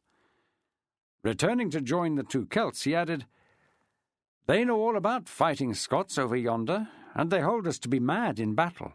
The French even have an expression for it, le furieux écossais." Dysart grinned, juggling the flints that would be used to spark the slow match before stowing them deep in his pocket. "Christ, Barclay will bust a gut if he finds out a man he flogged in the morning was fit to fight the same bloody night." "Then let's hope it is something the surgeon cannot cure." "Amen to that," Dysart replied, before adding, "Taverner, Dommett, get that wee barrel of gunpowder." Dysart then looked back at Pearce. "So you might not just be going for a mad battle?" Pearce just put a finger to his lips as the command came to get the boats over the side. There was a nervous moment when Lieutenant Digby spotted him, his raised eyebrows testimony to his surprise. The pair locked eyes before Digby nodded, then looked away. "Where's Corney?" asked Rufus. "Gerson," Charlie Taverner snorted. "Probably hiding in the heads. The way he was shitting himself, it'd be just as well." "Happen he's learnt his lesson from the other night," said Rufus. "Don't go wagering anything on that," Taverner replied as he went over the side into the boat. Stiffly, Pearce followed him down. "A trip around the bay," hooted Michael as he came last, by his loud proclamation taking any curious eyes off Pearce. "Now, would we not have paid good money for such a treat? And here we are getting it for free. Sure, it's a grand life." Chapter 15. The first strokes of the oar had made Pearce wince, but the constant movement slowly warmed his muscles, which caused the pain to ease into a dull ache.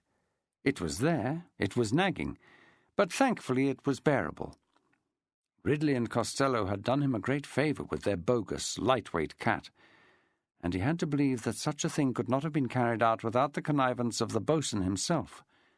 Sykes, who had hauled him out of the water off Deal, but declined to hand him over for punishment, had to be in on the secret. Kemp had been kept away from that cat-o'-nine-tails. Maybe Sykes had made sure the other warrant officers shared his sentiment.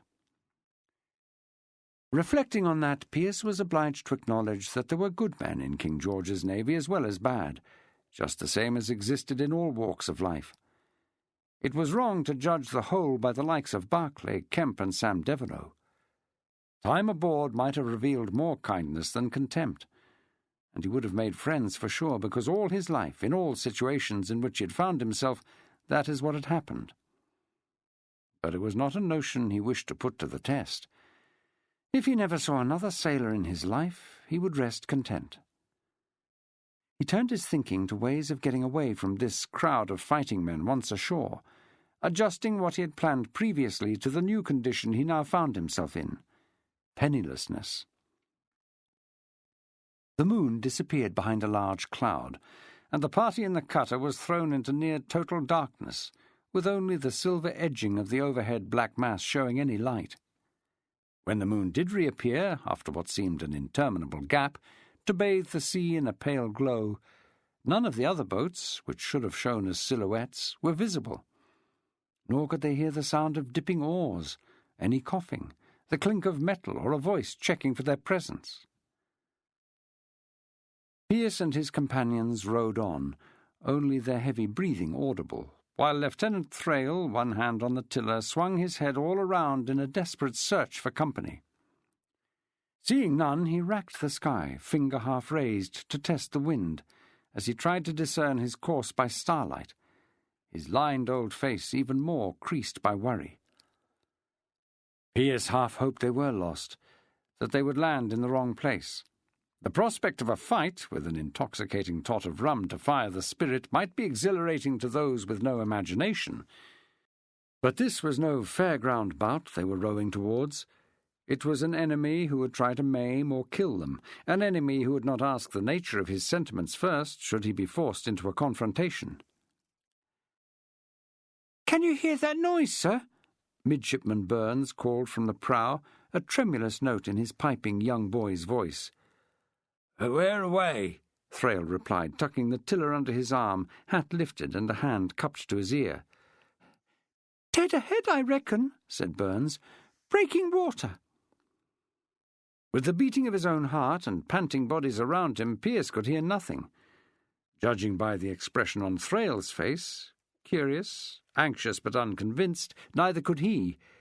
but that was likely due to the degree of his deafness. "No," Thrale insisted. "To starboard. It'll be the rocks Captain Barclay alluded to." "Rocks?" hissed Michael O'Hagan. "What flippin' rocks?" "Silence there," barked Thrale before dropping his voice. "Sound deceives at sea, Mr. Burns, plays tricks upon the untried ear. The sirens of ancient times were noted for it. What seems hard by can be a league distant. Pay no heed to the noise, just keep your eyes peeled for the western beach. Lieutenant Roscoe might already be ashore. If we do not get cracking, he will head off for that bastion without us." He added, for the whole 8-man crew of rowers, and no doubt intended to include the fighters as well, in a voice that tried and failed to be uplifting, "Bend to your oars, lads, otherwise we will miss out on any glory." "Glory," Pearce scoffed softly, so that only Michael beside him could hear. "Sure," Michael replied, his voice just as low. "I've been told by those staying aboard that we could all die trying to save Barclay's name." The noise increases, sir," Burns called. Thrale had been trying to look at his fob watch to see if he was late, cursing the next huge cloud that had blown in to obscure the moon. But he tried a cupped hand again, then nodded, as if having finally located the sound. "Well to starboard, Burns, I'm sure of it, and my watch, as well as the motion of the boat, tells me we must be getting close to the shore." The run of the sea had changed, no longer the big, steady rising and falling swell of the open sea, but waves kicking to sharper peaks as they shelved in shallow water, lifting and dropping the prow in a more deliberate fashion. Pearce could hear the sound now, the crash of breaking water, and though he had no way of being sure, it did not sound to him as if it was well off to his right. He would have shrugged had he not been occupied on the oars, for it was none of his concern. The rowing became harder as the boat rode the increasing swell. The water was shoaling fast, sometimes enough to leave an oar free when it should be dipped, in a sea becoming disturbed enough to require the blades to back up a tiller that had become near useless at controlling the course of the cutter. "I saw a flash of white, sir." "Come, Mr. Burns, even someone as green as you must know that white water signifies waves breaking upon the beach." "It was not like that, sir," Burns squeaked, "and the noise is much louder." "True," Thrale replied in a reassuring voice. "Perhaps we are closer to the rocks than intended. I've come off my reckoning a trifle. But be assured we will shave them, and they brought us sand that stretches for 1/2 a mile, which will mean a slower approach than I had hoped. Indeed, we must bend too, or we will struggle to get to the action before it is joined. Now, I require no more talking, for even with the sound you allude to, there may be people on shore who will hear you." The sea state was growing increasingly disturbed, not just rising and falling, but eddying suddenly, creating unpredictable troughs and peaks. And the sound of water breaking on rocks had risen from a distant to a very present and steady roar. Dysart spoke up suddenly, his voice anxious but respectful. "I reckon there'll be rocks under our keel, your honour, and some of them might be more dead ahead than you're allowing for." "Is that Dysart?" Thrale growled, recognising the distinct Scots accent. "Talking when I have ordered silence?" "Aye, sir," the Scotsman replied, his voice raised against the noise of the waves. "But I speak for every able hand aboard when I say it would be prudent to come aboot and get to calmer water where we can check our position." Thrale barked loudly then, ignoring his own injunction to be quiet. "Damn your impertinence! You will speak yourself to a grating. I tell you, rowers bend hard. I want to be driven up that beach when we strike sand, lest we broach to and get cast back into the spume." Thrale took off his hat again, and laying it in his lap, he began to strike the crown like a cask, in a tempo that he wanted the men on the oars to replicate. Having already pulled for near an hour, they were too tired to respond, which only enraged the old lieutenant, and made him strike at his hat more ferociously. "Rocks!" Burns yelled. "Dead ahead!" If Thrale had reacted immediately, they might have got clear. But instead he half stood, swaying and hatless, peering into the gloom ahead, his mouth moving soundlessly as if he could not think of what to say. The boat was now bucking like a fickle horse in water that had no pattern to it. But the sound was unmistakable, and now it seemed to surround and envelop them rather than come from any given direction. "To larboard!" Thrale shouted eventually, falling back to sit down and pushing hard on the tiller. "Boat your oars! Starboard oars! Haul away hard!" They tried to turn using one set of oars and get the prow pointing out to sea again, but it was too late. The surf was too strong, and it acted on a boat turned sideways to deny all attempts to get the head round, at the same time carrying them further in towards the shore. They were in surf now, a maelstrom that could only be a few dozen yards away from safety, but there was no choice but to let the head fall off again, for they risked being upended into the sea. Dysart started yelling to reverse the boat, in an attempt to get out stern first, setting an example himself by grabbing the end of Pearce's oar. He, like everyone else, was now standing, trying to exert enough pressure on an oar to get them clear. Burns was squealing fearfully and uselessly, bent over in the prow, while Thrale was yelling a set of conflicting instructions that no one was listening to. The first rock they touched ground along the keel, a hard, rasping noise, lifting the middle of the boat and sending everyone off balance. Shouting was drowned by the noise of the crashing Atlantic Ocean as it met the French coast. Not even a yell of panic-stricken fear could travel further than the next ear. That useless thought filled Pearce's mind as he struggled to get back into position to row. The water stretched thousands of miles west, south, and north. The waves that threatened them might have come from the Americas, and the old fool Thrale had managed to find one of the few spots in that mass which was deadly. With his back to the shore, Pearce could not see what was coming. Right by his ear, Michael O'Hagan was bellowing his prayers to every saint or saviour in the Papist pantheon. In front of Pearce, Charlie and Rufus, having been thrown down by the grounding keel, were on their feet again, but not rowing, not attempting to regain control of their oars. Instead, they were looking past Pearce and Michael with faces full of dread. "The little shit has jumped!" yelled Taverner, pointing to the prow in a way that made it impossible for Pearce not to look. Burns was not there now, but as the boat dropped into a trough of swirling spume, he could see the flailing arms in the water as the midshipmen fought to stay afloat and swim.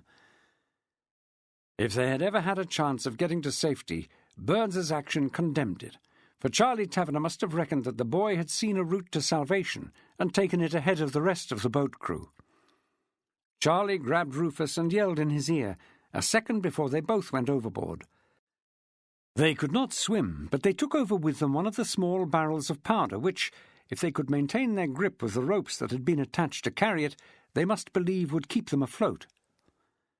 Water was flying around their heads now, making it difficult to see and almost impossible to think. Voices were yelling, but if they were making any sense, it was being carried away on the noise of wind and water being dashed against rocks.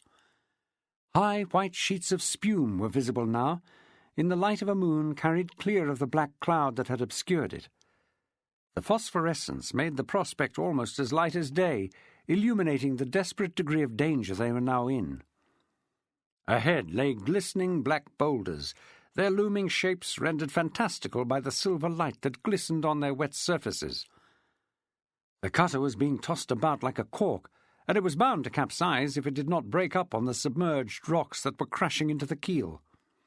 Strakes of planking were already stove in, and the bottom was filling with water, which was at least acting to give those still in the boat a modicum of stability. Whatever order should have existed was absent, and to Pearce it was clear that while Burns might have been preemptive in his panic-stricken leap, it was the only safe option now. He must jump now, or wait until the rocks ahead smashed the boat to matchwood. Hard, unyielding stone that would sunder human flesh to a bloody pulp. Pearce got hold of Michael O'Hagan's shirt collar and hauled his ear close. "We're going over, Michael. Do not, whatever you do, cling to me. I will hold you." "Jesus!"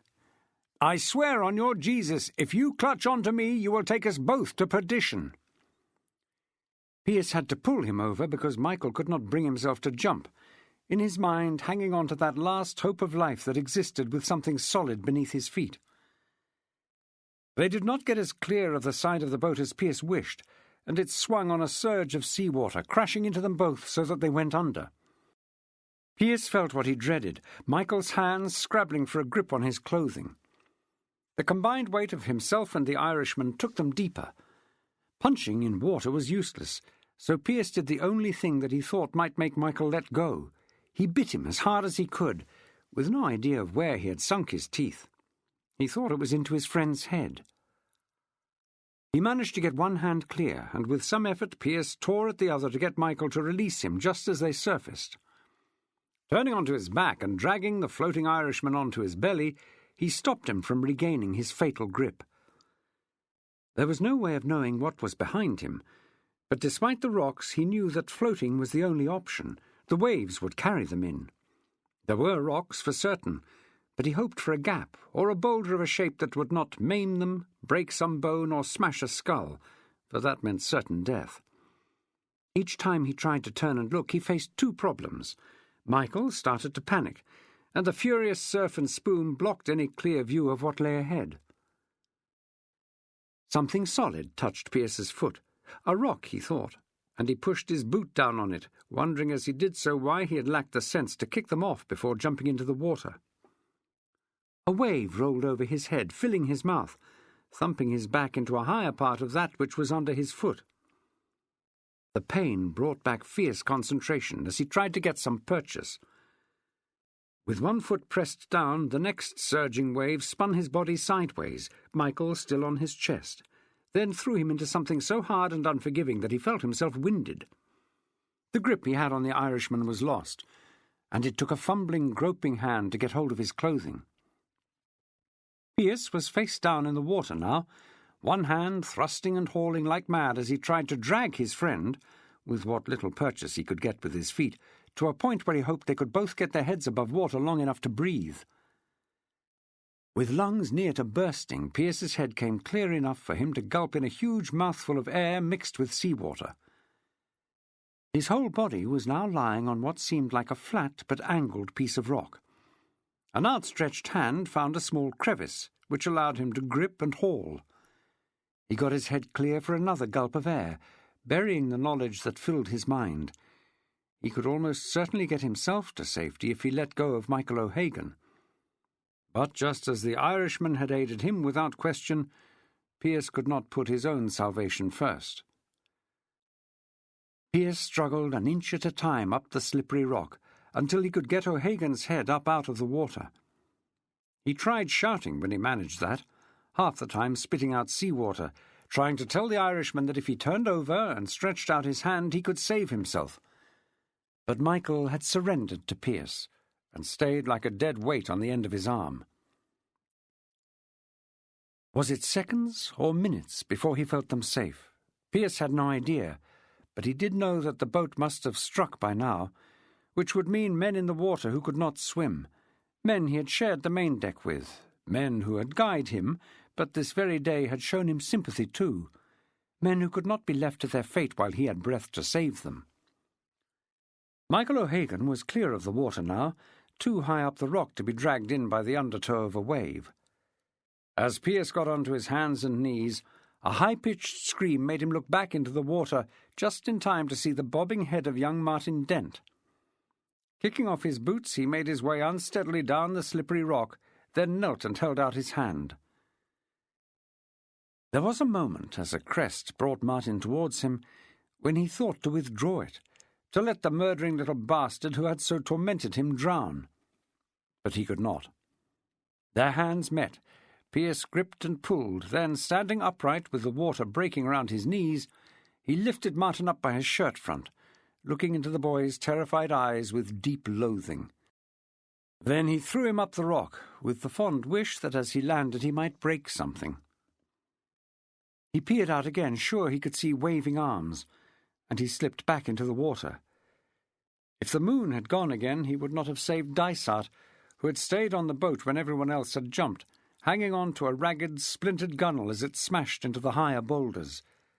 A bigger wave hit the side and tipped it over, throwing Dysart, arms flailing, screaming in terror, into the water.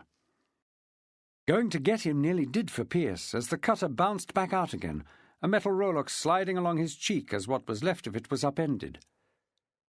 Whether it hit Dysart he didn't know. The Scotsman came up to the surface on his own lungful of air just long enough for Pearce to grab him, but he didn't struggle, which made Pearce wonder if he was still alive. It didn't matter, for there was no way to find out in the water, and sure now of where he was headed, Pearce struck out for the rock where he had left O'Hagan.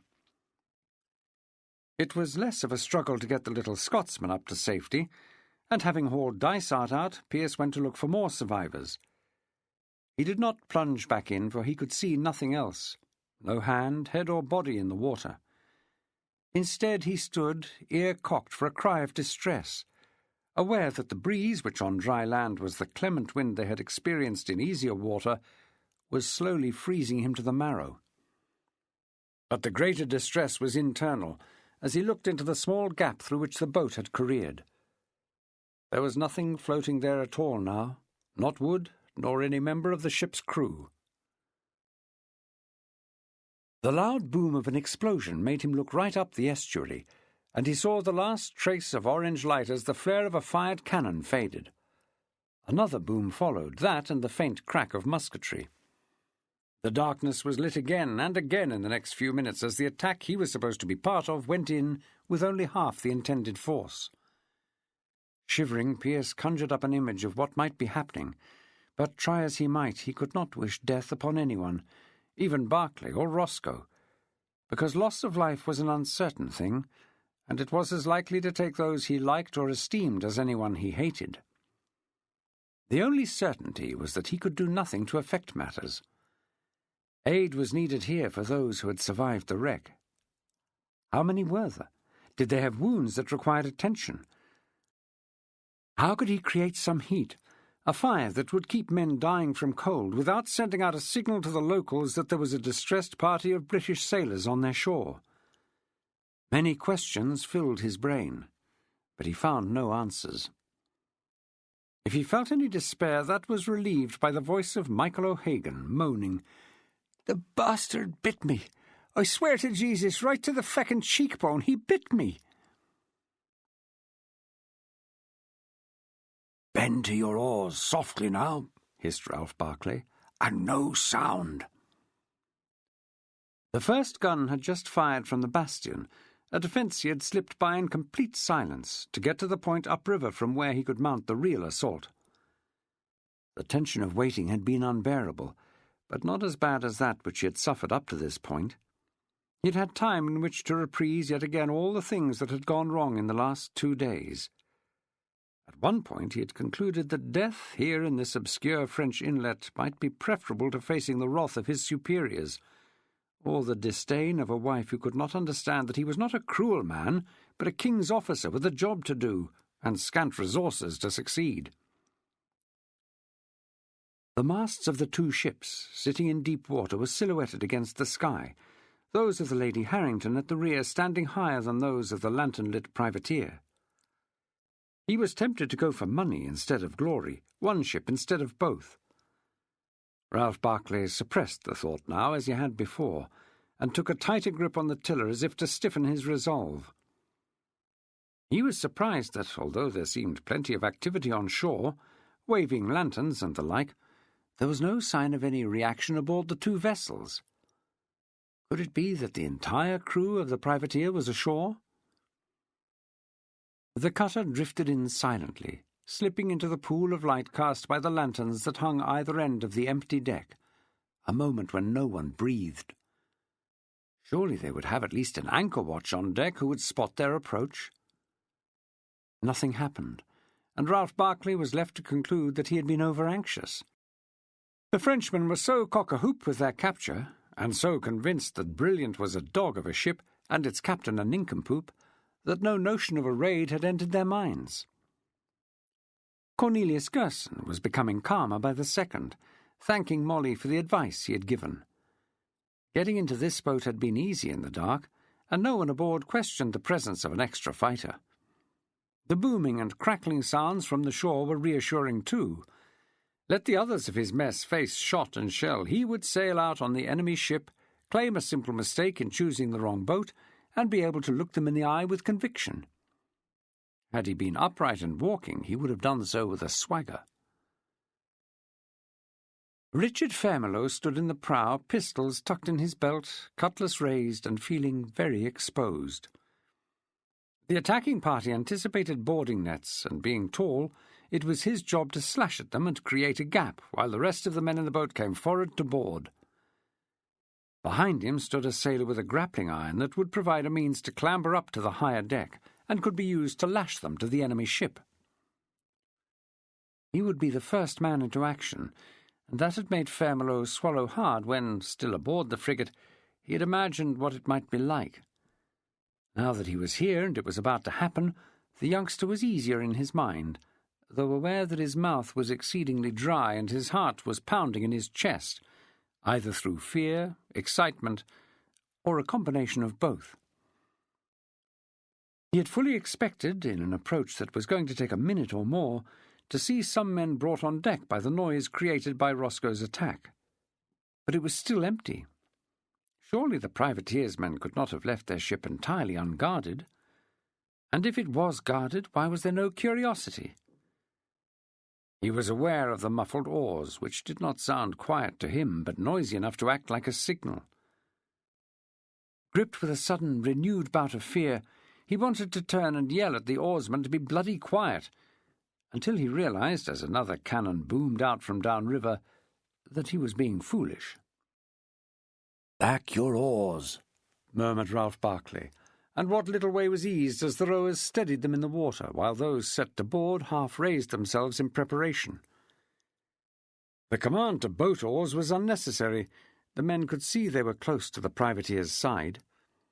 He saw Fairmelow reach out a hand to slow the prow into the privateer's hull, could almost feel the pressure on the boy's thighs as he strained to hold a heavy boat and 30 men to a pace that would make it touch the ship's side in silence. No boarding nets, thought Richard Fairmelow, as the cork fender on the prow touched, and the man behind him swung the grappling line out and up to crunch noisily onto the French bulwark. Ralph Barclay was thinking that this was going to be easy, that all his concerns would evaporate as they sailed this ship out to join Brilliant. God, the crew might even cheer him. Admirals would court him, and surely Emily would come to see that the end justified the means, that the discipline he had imposed directly affected the way every member of his ship's company had behaved in action.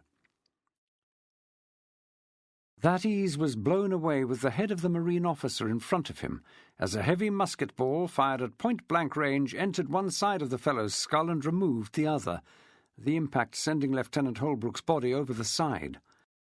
Lost in his reverie, Ralph Barclay had neither heard nor seen the nearest gun ports swing open, but he could see now the orange tongues of flame as they were discharged into men who were, quite literally, sitting ducks. "Marines!" he yelled. "Return fire! Mr. Fairmelow, get on that deck at the double!" Please God, Ralph Barclay thought, let the French not have preloaded their muskets. If they had laid by muskets ready to fire and therefore did not need to reload the ones they had just discharged, most of the men in this boat, including himself, would die. Gerson had dived for the bottom of the boat, screaming out in fear, left by those too occupied to notice or care. Richard Fairmelow was halfway up the side, suspended on a rope when the first defender appeared on deck, and in no position to react to the man's presence. His cutlass was hanging on the lanyard that secured it to his wrist, and he could not use his pistols without surrendering his grip. Ralph Barclay took very careful aim, ignoring the other shots that were flying around and cracking in his ears, and as the man raised a tomahawk to slice down on Fairmelow's head, he put a ball in him that sent him flying backwards into a crowd of men behind him. His own voice seemed strangely different as he heard himself shout, "Hale, get us out of here! Mr. Fairmelow, let go!" There was no point in even trying to proceed. The men on the deck outnumbered his, and they had such an advantage that, had he 10 times the number, prudence would have dictated withdrawal. The boy dropped untidily back into the launch as his captain's next order was calmly given, an instruction to the Marines to "Maintain fire! Steady now!"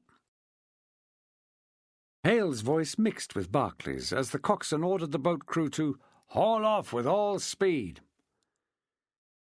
It was less tidy than Ralph Barclay would have wished.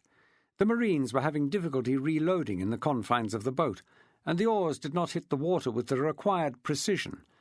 But Fairmelow had got to his feet and made the initial push that got the boat under way, while all those who had been waiting to board threw whatever they had come with, axes, pikes, cutlasses and clubs, at the open gun ports to stop those inside from firing another volley. Ralph Barclay fired off his own second pistol as they drifted by an open port, just as the tip of a musket poked out, followed by a grinning head. The grin took the musket ball, the mouth, made visible by the flash, going from glistening teeth to a gaping black hole, and the look in the Frenchman's eyes, which had been eager, going out like a snuffed candle. The next head that came up he tried to crown with the butt, overbalancing in the process and nearly falling overboard as his intended target ducked and grabbed the pistol. Barclay was only saved by one of his Marines poking the sod under the arm with a bayonet, which forced him to release the weapon. All about him men were shouting, screaming with wounds or passion in both English and French. Musket balls, those that did not find flesh, were spattering the water. Ralph Barclay stood up then and offered himself as a target, never quite sure as he was furiously rowed out of the arc of danger whether the fact that he was untouched meant his luck had held or deserted him. For there would be no cheering crew now, nor a suddenly transformed wife.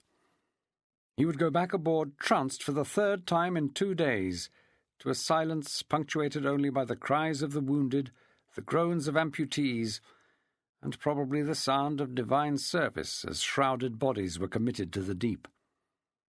But worse, he would have to sit down and write a report on the action, one that would condemn him even more than the one he had been forced to compose when the privateer took the Lady Harrington from right under his nose. The noises around him had fallen to panting, cursing and moaning, with one exception. "Who is that screaming like a girl, Mr. Fairmelow? If he is wounded, help him. If he is not, in the name of God, shut him up." Huddled in the bottom of the boat, Cornelius Gerson stuck his fist into his mouth to stop his squealing. But he could not stop the shaking of his body, nor the occasional sob that escaped his fingers. Lemuel Hale managed to kick him hard with the toe of his shoe. "Stow it in the name of Christ, or we'll tip you overboard." The rock they were on was high enough and wide enough in its girth to provide a degree of security, and Pearce could see, now that he had the chance to look, that they were close to a larger formation which loomed in silhouette against the night sky, showing what he thought to be treetops. Peering hard, he could just observe a kind of rock causeway leading to that, which, though dashed by breaking waves, seemed to be nearly clear of the water. The call, "Brilliant!" one that John Pearce never ever thought he would make, brought to life the other survivors. Burns, who had jumped first and thus stayed out of the most disturbed area of water, crawled sheepishly forward, probably fearing a drubbing from Thrale for what could be perceived as an act of cowardice. He was no more daring faced with Pearce, who, nominally his inferior, had to tell the boy to join Martin Dent and Michael O'Hagan round in the lee of the rocks, where they were sheltering out of the wind, trying to make a moaning, obviously hurt Dysart comfortable. "Mr. Thrale?" Burns squeaked. "No sign of him, but that does not mean he has perished. He may have found safety elsewhere." Charlie Taverner and Rufus Dommett, who called back to Pearce's repeated shout, were clasping onto rocks in an exposed position next to the barrel that had kept them afloat, still with hands on it, as though they feared even on dry land to break contact. They too had to be urged to look to their welfare and follow the others. Before joining them, Pearce climbed as high as he could on the boulders, calling out to sea in both directions in a last forlorn attempt to find survivors. No shouts came from out of the water or off the other rocks. The rest of the men on the oars, if they did not respond to his call, like Thrale, might still have made it to the shore, but any search for them would have to wait till first light. The Marines, festooned with ammunition and grenades, would have had the least chance, weighed down by their heavy red coats and equipment. Upriver, the cracking of muskets had intensified for a while before dying away, leaving only the dull boom of an occasional cannon. Had they succeeded, Or had they failed? Was Barclay at that very moment conning his capture out of the narrows of the anchorage into the wider estuary? If he was, how could they signal they were here? And should Pearce even try?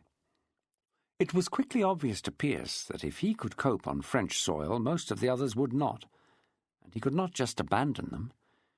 If he could get them back aboard ship, he would be free to go his own way.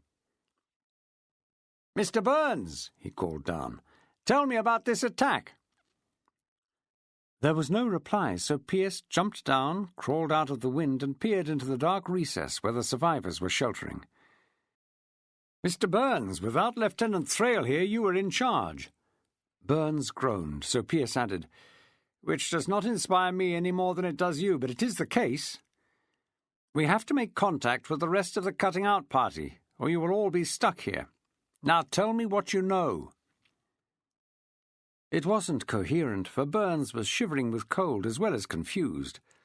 But Pearce got a bare outline of what Barclay had planned, the name of the town, Les Ardrieux, and something of the layout of the estuary, the most important fact being that the whole affair had been timed to coincide with the tides.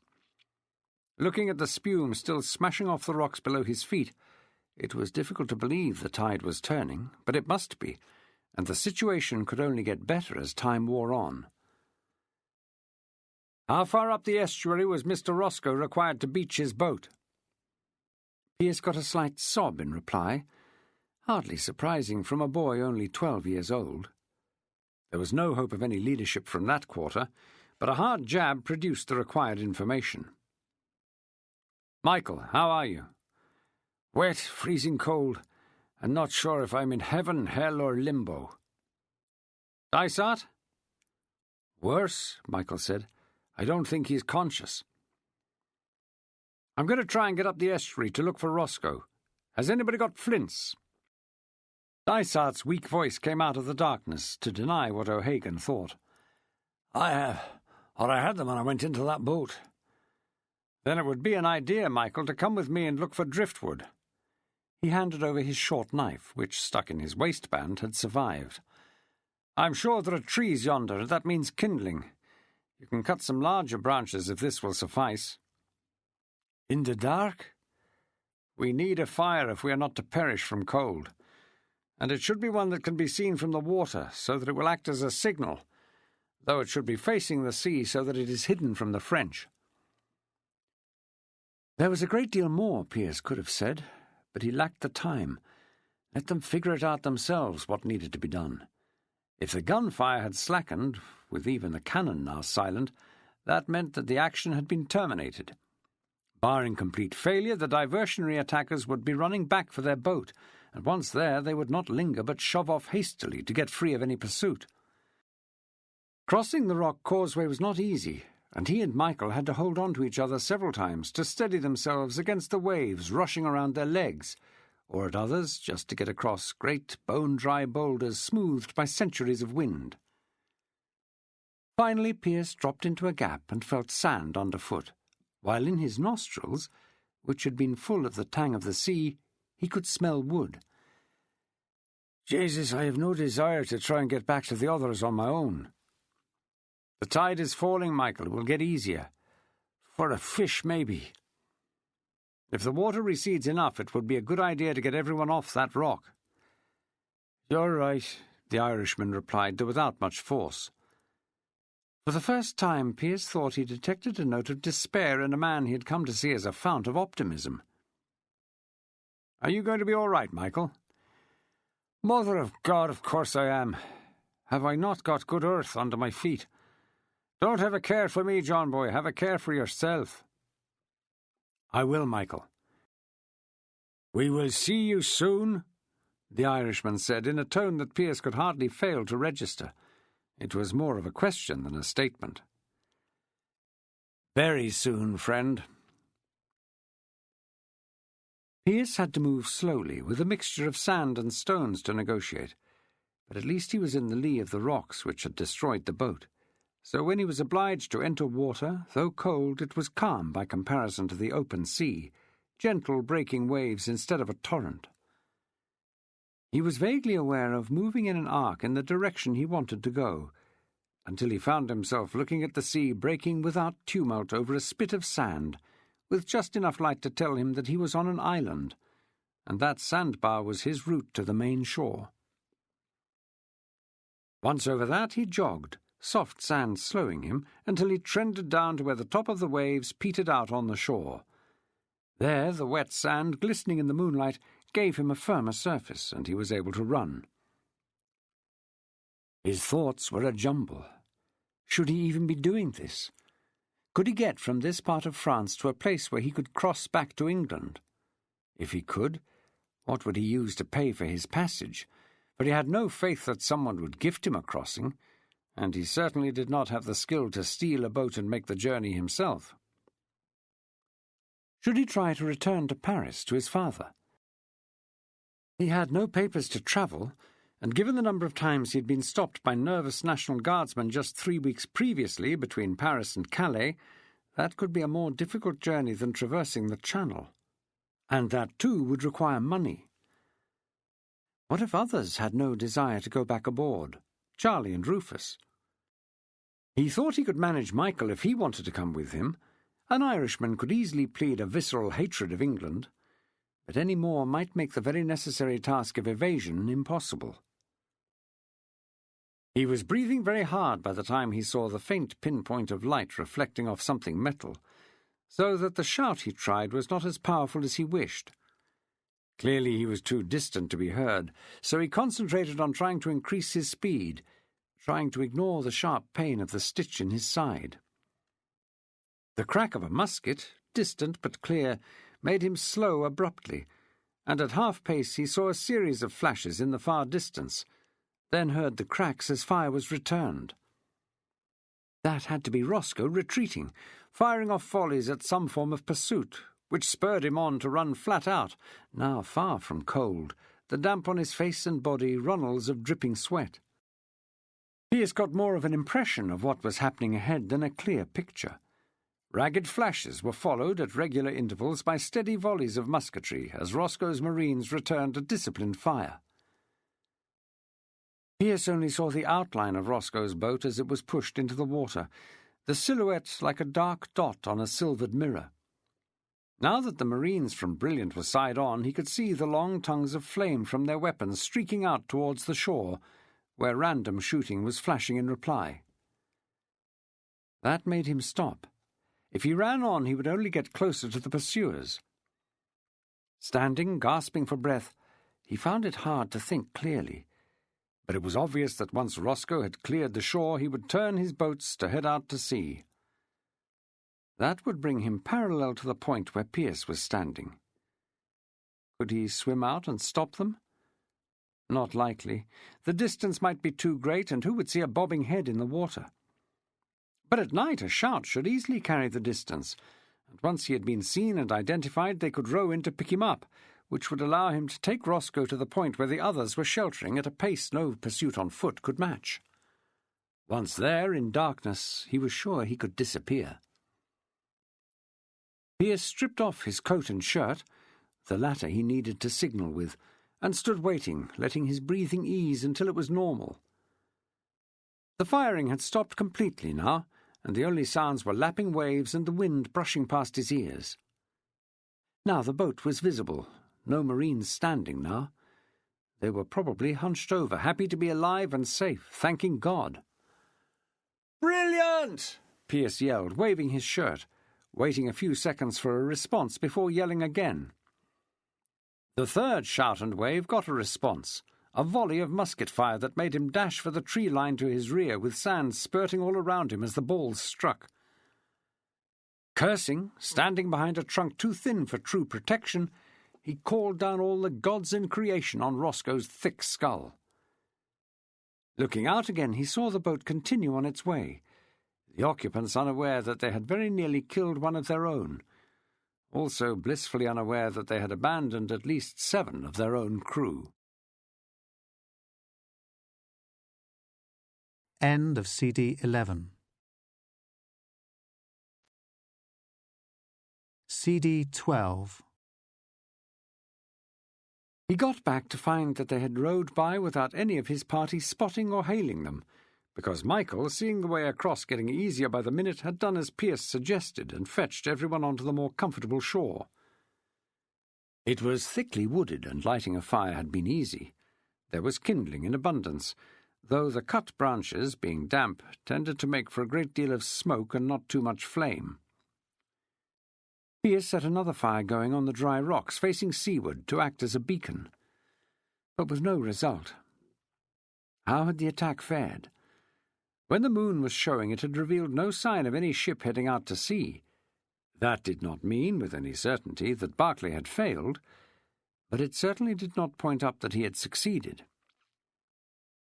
Dysart had a broken arm and a big gash on his head, but no one else seemed to have suffered anything more than scratches and a bit of bruising. Pearce could feel dried blood on his face, but he suspected underneath that was a scratch, and his back, though it ached abominably, had to be borne. A search of the beach had revealed no more survivors, and the firelight had brought no one in. "They would not have seen you, Pearce," said Michael, a more amenable soul now that he had heat, though the glow highlighted the deep teeth marks on his cheek. "With your back against the dark shore." "Michael, no sweet words will make me feel less angry. What Frenchman is going to shout the name of their own ship at a passing boat?" "With the wind on your face, that shout might not have carried with clarity." Pearce growled, "I don't even know why I did it. What have we, me most of all, got to gain by going back aboard that damned ship?" "I would care to hear what in the name of Holy Mary we can do else." "Surrender," Pearce replied, without adding that he was thinking of them, not himself. "Hand ourselves over to the French. Tell them we're pressed seamen looking to be free." "And what then?" Michael demanded. "Will it be a life of ease and comfort?" "The frogs are not good with captures," said Dysart, who was laid out, his arms secured by two reasonably straight bits of branch, bound by his own torn shirt-sleeve. "When we take a Frenchman, he is offered the chance to join." "To fight against his own?" asked Pearce. "'Tis some that is better than confinement in a prison hulk, where you like to expire for some fever. At least we dinna work them to death as the French do. Galley slaves have a better life than a French prisoner." Dysart rambled on, telling tales of men digging to sink pylons up to their necks in water, of sailors scraping out rat-infested sewers, and other delights in a voice that had a strong hint of tale-telling about it, underlined by the way the others sat forward to listen, their faces, in the few flames, showing the requisite level of horror at each revelation of French perfidy. Pearce was not certain, but he suspected the French treated their prisoners in much the same manner as the British, and that if he had been talking to a Frenchman fearing capture, he would hear the same lurid tale in reverse. Surrender, claiming to be pressed and seeking sanctuary, was not really an option anyway, simply because, as any fool could see, they would not be believed. Had they rowed into the port in an intact boat with a white flag aloft and singing the praises of the Revolution? Perhaps. But to walk in on foot, in the condition they were in, after an assault had been mounted to take back that Indiaman, would leave no one in any doubt as to how they came to be here. Staring into the flames as Dysart droned on, he contemplated once more the idea of making for Paris, enjoying a short, romantic daydream in which he would confound the whole rotten structure of revolutionary authority and rescue his father. But he soon realized the process of his thoughts was a fantasy. How could he leave this lot here, when, with his ability to speak French, he was very likely the only one who could even attempt to get them out of their predicament? Am I right in saying the only option we have is to get back aboard Brilliant? Looking round the faces, Pearce could see that such an option appealed to Burns, Martin Dent, Dysart and Rufus, but not to Charlie Taverner or Michael, and it certainly did not appeal to him. What was also obvious was that the latter pair had no other suggestion to make. The misery of the thought provided no other solution. "We need a boat," Dysart insisted, clearly aware of the reluctance of the pressed men. "But as to getting back aboard Brilliant, why, I doubt she would still be about, even if he has to cut out that privateer. Barclay can't hang about here. He will luff up for the convoy and rejoin." "Without looking for us?" asked Charlie. Dysart didn't answer. He didn't have to.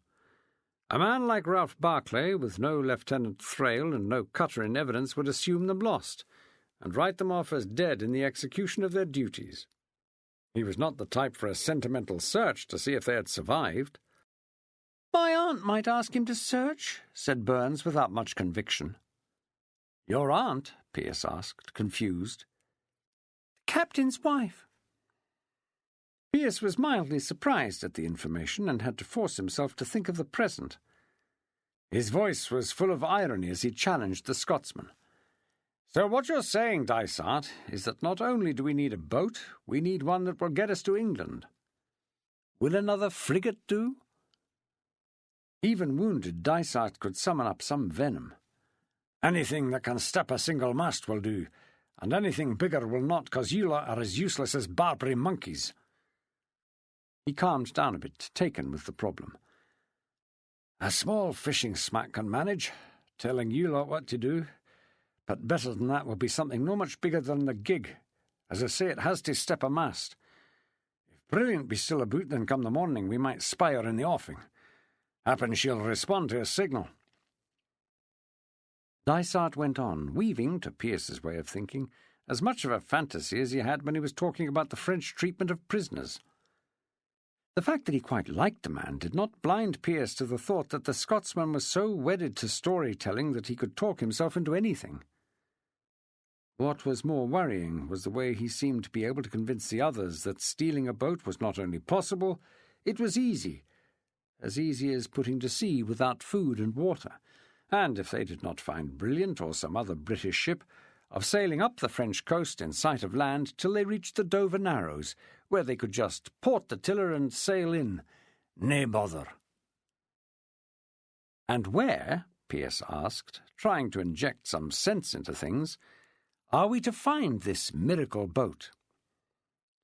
"We're no mair than a long walk from on Pearce, and you ken it. Just as you ken that, with you knowing the frog lingo, you're the man to go look for it." Chapter 16. Dawn revealed 3 corpses on the strand of what was now a long, deep and benign beach. Thrale and 2 Marines, only identifiable by their coats, the old blue one of the lieutenant and the red ones of the Marines, all 3 nearly shredded to rags by the rocks and the seabed. The bodies, particularly about the head, were in a worse condition than the clothing, evidence of the violence of their death. Pearce and Michael O'Hagan climbed the rose-coloured rocks that, with the tide slack, were now clear of any water right to their base, bar the odd wind-ruffled pool. The very peak, shaped like a chimney and smoothed by eons of time, was inaccessible to them, but they got high enough for a good view out to sea, and Michael was able to lift Martin Dent even higher, so that he could scrabble onto the top. Further out, waves broke over black boulders which last night had been under their keel, yet between them and the shore was nothing that denoted danger. How could this small, sandy cove, lying like a horseshoe in the centre of the rocks, be any kind of hazard? Yet it had been just that. The whole mass of the water had been white, the spume had flown everywhere, and the sucking sound as the waves retreated loud enough to mask the cries of the drowning had been like the sound of hell incarnate. Somewhere out at sea they would be mourning the loss. Barclay's wife would very likely be crying for her nephew. Would she shed a tear for Pearce? Would she even notice that he was no longer aboard? Lutyens would, and Pearce wondered at what he would have made of that man in other circumstances. He had his father's capacity for debate, and Lutyens had come across, as he recalled their sparring conversation, like a man who enjoyed the cut and thrust of that activity. Like a thought dragged from slumber, he had a sudden memory of talking about Plato, Spartans, and ancient Greece, without being sure why. "Surgeon Lutyens, conjuring up what happened, would no doubt quiz me about Charybdis," he said suddenly. "And what," asked Michael, "is that when it's about?" Part of the twin sea hazards of antiquity, Michael. A sea monster called Scylla, with 6 heads and a ring of barking dogs, very close to a whirlpool big enough to consume a ship whole. Odysseus and the Argonauts had to sail between them to get home from Troy. Would that be anywhere near here? Pearce laughed. No one knows. According to Homer, it took Odysseus 10 years to reach his home island, and there is not a scholar born who could lay out his route. God pray it does not take us 10 years.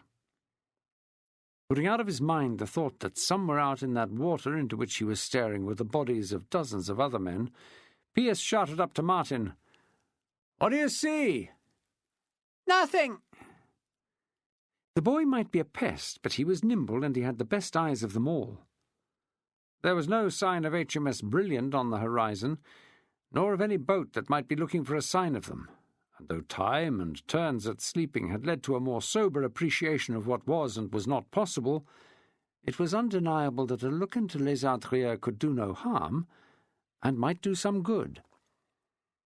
What Pearce found interesting to measure as they gathered themselves for the long walk along the line of trees that fringed the beach was the degree of faith each had in the notion.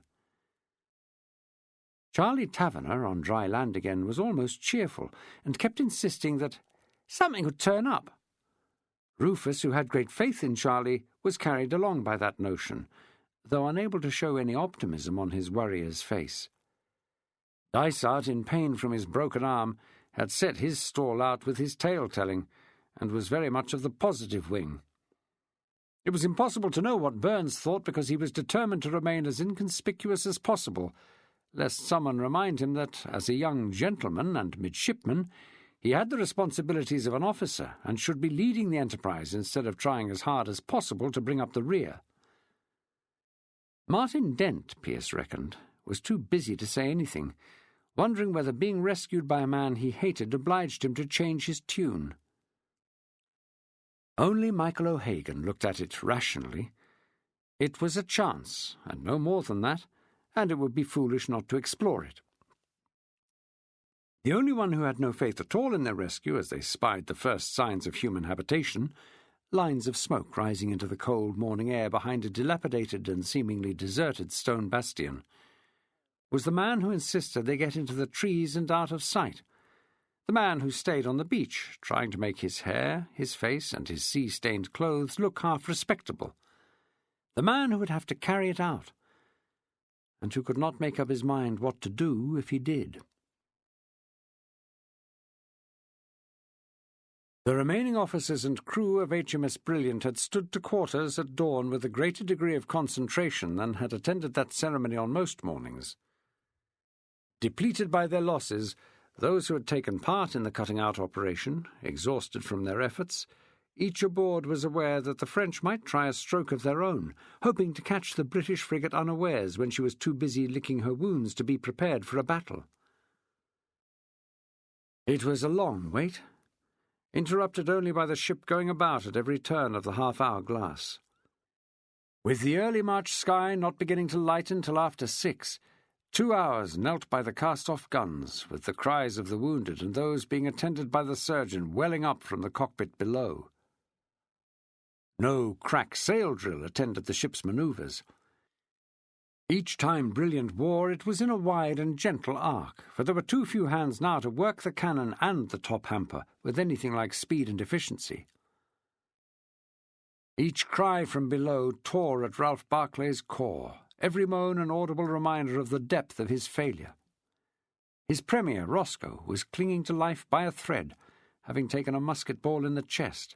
His second lieutenant was missing along with the whole of his raiding party, never having even made his rendezvous, and he himself had returned to his frigate with half the crew of the longboat bearing wounds of varying degrees of seriousness, having left behind in that inlet 2 dead sailors and his marine officer, Holbrook, with half his head blown away. The total bill, if Thrale did not show up, was a loss of 28 men either dead or missing, and a dozen wounded. He had heard of fleet actions where the butcher's bill on a line of battleship had been lighter than that. Ralph Barclay stood silently straining towards a shore he could not see, with Digby, now acting as premier, in company, praying that he would hear a cry to tell him Thrale had returned. On the forecastle and the main deck, midshipmen were carrying out the duties of commissioned officers, taking acting lieutenant rank, overseeing what guns they could man and which mute sailors would work them. The lack of chatter was nothing to do with discipline. Ralph Barclay reckoned it was more to do with a degree of disenchantment, the mood of men who had talked up and mentally spent the money to be made from the capture of the privateer and the Indiaman, only to have that dream snatched away. Now they were mourning mates lost, or thanking their lucky stars that they had not been chosen to participate in such a fiasco. Try as he might, Ralph Barclay could not see how to compose a dispatch that would put what had happened in a favourable light. From the moment he had left the convoy to pursue that privateer, he had been on the very fringe of his orders. If Roscoe survived, he would be loud in his declaration that the chase should have gone to Gould in Firefly. How could he explain that, never mind losing her at night, he had rediscovered her in the morning, cutting out one of the ships he was tasked to protect, and a valuable East Indiaman at that? To have chased her and failed to come up before they found a safe anchorage would not read well either. A frigate should have the heels of both a bark and an Indiaman, and his attempt at cutting out had been a failure. "Can I stand the men down, sir?" asked Digby. Lost in his thoughts, Barclay had not noticed that the sky had gone grey enough to give a sight of the empty sea around Brilliant. He stood without replying until the lookout above called down that he had caught the first glimpse of the shore, which in this light would be no more than an indistinct line of a darker grey than sea and sky. "Make it so, Mr. Digby." "Permission to remove the members of the raiding party from normal watch duties?" Something of Ralph Barclay's old self resurfaced then. "What an odd notion, Mr. Digby. Is this not a ship of war?" "It is, sir." "Then kindly bear that in mind. Order and discipline must be maintained." Digby's voice had a trace of despondency in it as he added, "Including the deck, sir?" "Very much so, Mr. Digby. I fear we shall be witness to a few funerals this day. I would not sully the bravery of those who have given their lives for their country by dispatching them to a sea grave from an unclean deck." "And the course, sir?" asked Collins. Barclay looked aloft at the suit of sails, then at a course that was taking them away from any chance of being spotted from the shore. "What we are about at present will suffice. We must let the full daylight come so that we can make a judgment about what to do." It was a good indication of how his position had been undermined by his failure that he felt the need to explain himself. "Our friend may try to run for St. Malo, and if he does, I intend to have him. We want sharp eyes in the tops, Mr. Digby, for if a sail appears, I want to know immediately. If you need me, I will be below in the cockpit." "Our friend," Digby said softly as Barclay disappeared, "can sit snug for an eternity. We cannot." "Amen," moaned the master. Orders were issued to house the guns, the timbers rumbling as they were run up on their breechings to be bowsed tight against the gun ports. The powder monkeys returned the cartridges to the gunner while the gunner's mates collected the flintlocks. Smoking linstock, there to fire the cannon should the flintlocks fail, was doused. Rammers, swabs, and wormers again lodged away, and the task of sweeping up the sand that had been spread on the deck began. Forward, the cook was lighting his coppers to prepare the men's breakfast, while on the upper deck the task of sanding, holystoning, sweeping, washing, and flogging dry the deck planking was under way for the watch on duty. Below, those off duty were listening to the tales of the men who had survived, including those of that pretty landsman Cornelius Gerson, who had, it appeared, not only been in the thick of things, but had been instrumental in getting the whole party out of trouble, spinning a thrilling tale of personal and collective bravery. HMS Brilliant cruised the Brittany shore, more than hull down, so that she was invisible from land, only the lookouts aloft able to spy the coastline, which was also close enough to espy a ship's topmast, each half leg of her course taking her past the point that marked the estuary de Trieux. It could have been any day at sea, if someone could have quieted the keening sound of a man losing his arm 2 decks below. Crouched low in the confined space of the cockpit, Ralph Barclay watched Lutyens work with only half a mind.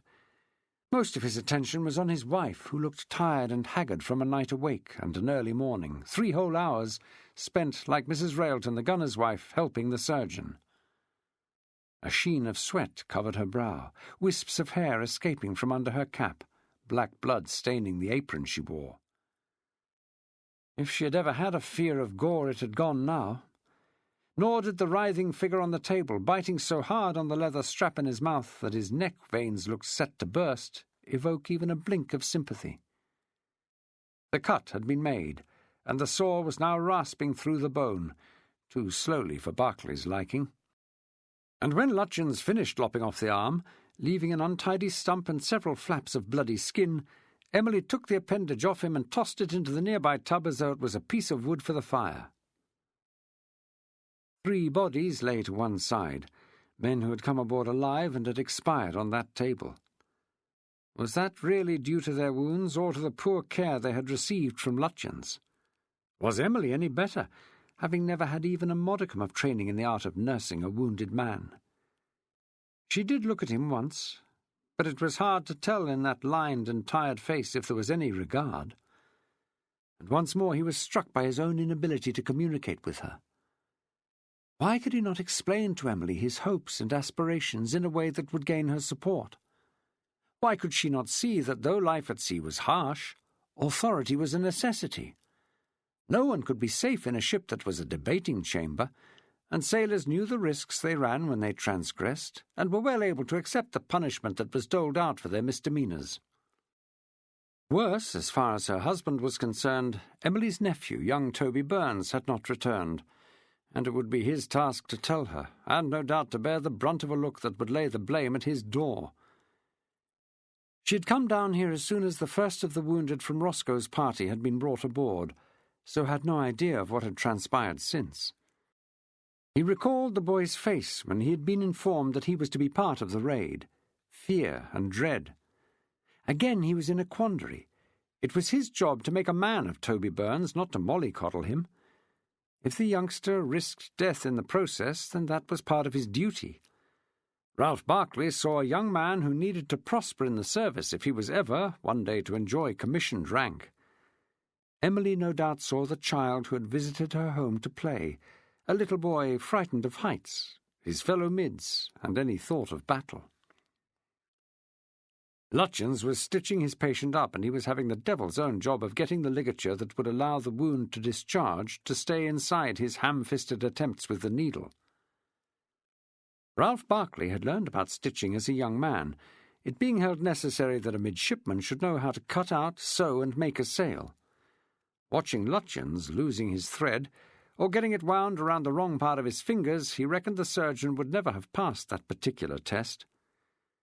That was a thought obviously shared by Mrs. Railton, who was looking at the desk beams above her head with despair. "Mr. Lutyens," he asked when the surgeon had finished, "I must ask you, what are the chances for Lieutenant Roscoe?" Lutyens looked up, his face as tired as Emily's, his eyes seeming out of focus, as though the question was strange to him. His fine, normally curly, ginger hair was flat now and wet from perspiration, making him appear even more odd, an impression not aided by the lantern light by which he was working.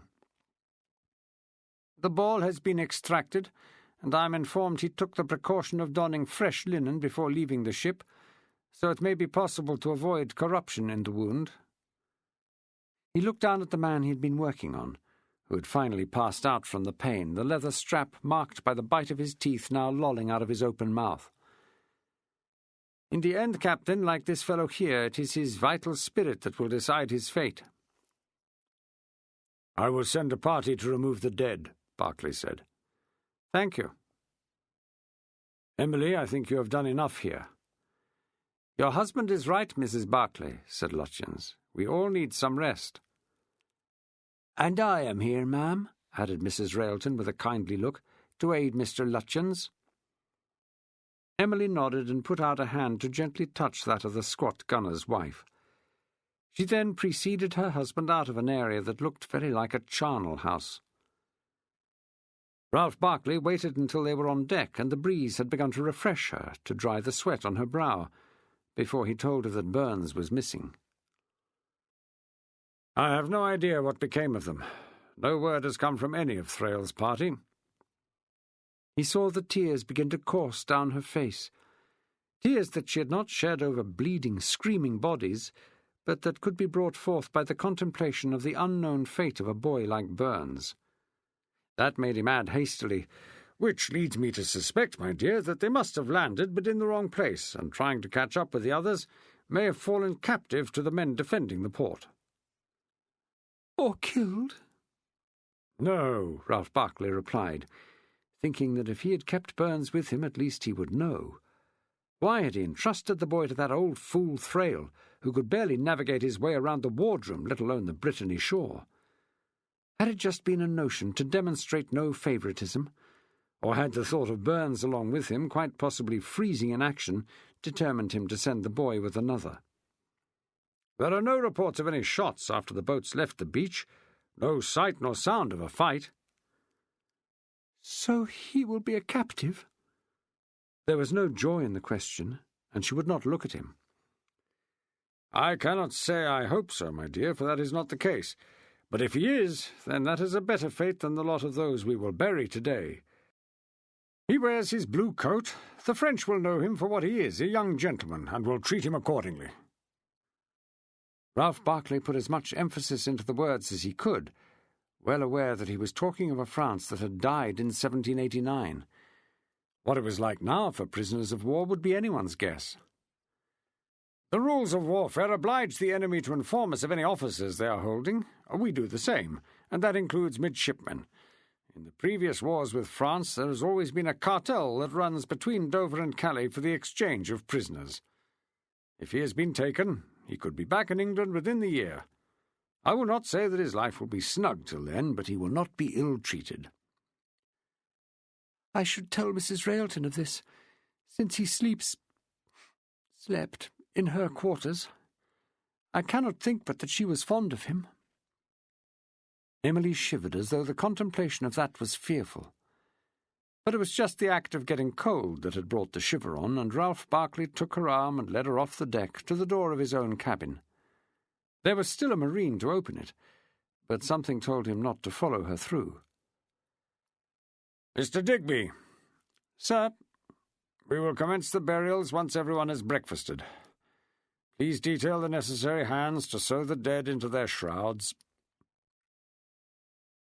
He followed that with a long, sad look towards the Brittany shoreline, wondering if burials were taking place there as well. Pearce had to take a long detour through the trees to avoid that bastion. It looked deserted, but he could not be sure. His route took him uphill, then brought him back down a slope into the waterside part of Les Adrieux, which gave him a good view of the hill on the other side that rose towards a church, complete with bell tower, which dominated the anchorage. There were hills behind the town, too, so that the whole was well protected from the elements. When he first heard the locals speak, he realized that while he might know Paris, he did not know France. He had heard plenty of regional accents in the capital, and he knew from visits to the Jacobin Club that there were Bretons in the mix, for it was they had founded that radical institution. But they had been educated men. They had not spoken the common argot of the citizens of this place, which, when he heard it, seemed so accented as to bear little resemblance to the national tongue. Indeed, many spoke a language that was wholly different, which made him fear to engage in conversation. His appearance proved less of a worry. His torn topcoat and scuffed boots blended in with the locals, who were, in many cases, as badly dressed as he, and seemingly living in a community into which a razor had never been introduced, so numerous were the beards. The open sea was just visible at the end of the long inlet, and the fishing port was built on the flat littoral, facing a high wooded bank on the other. There was deep water in the middle, with great balks of timbers sunk as pylons, but, with the tide out deep, mud banks lay between ship and shore. The buildings were huddled together, just back from the shoreline, lacking any pattern, A couple of high structures, warehouses with joists above the lofts, houses in the main, but with a pair of taverns identifiable by their swinging signs. Some form of market was in progress on the hard-packed earth that passed for a quayside, and soon Pearce was in amongst the bustle of a living community. The smells were those of a fishing port, the strong odours of recent catches being dried, one great container, flat and round, full of tiny dead silverfish, creating a stench so powerful as to make Pearce gag.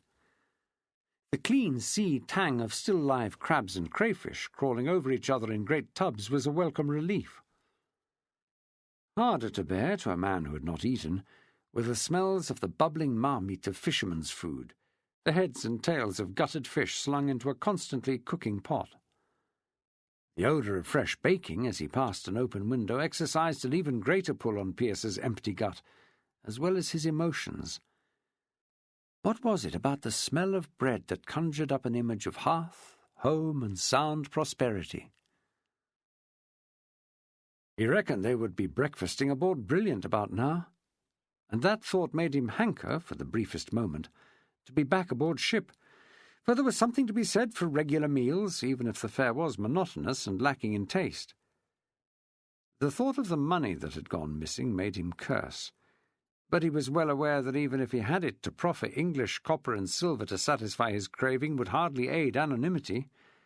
Testing enough when he felt that everyone must be looking at him, a stranger in what had to be a close-knit community.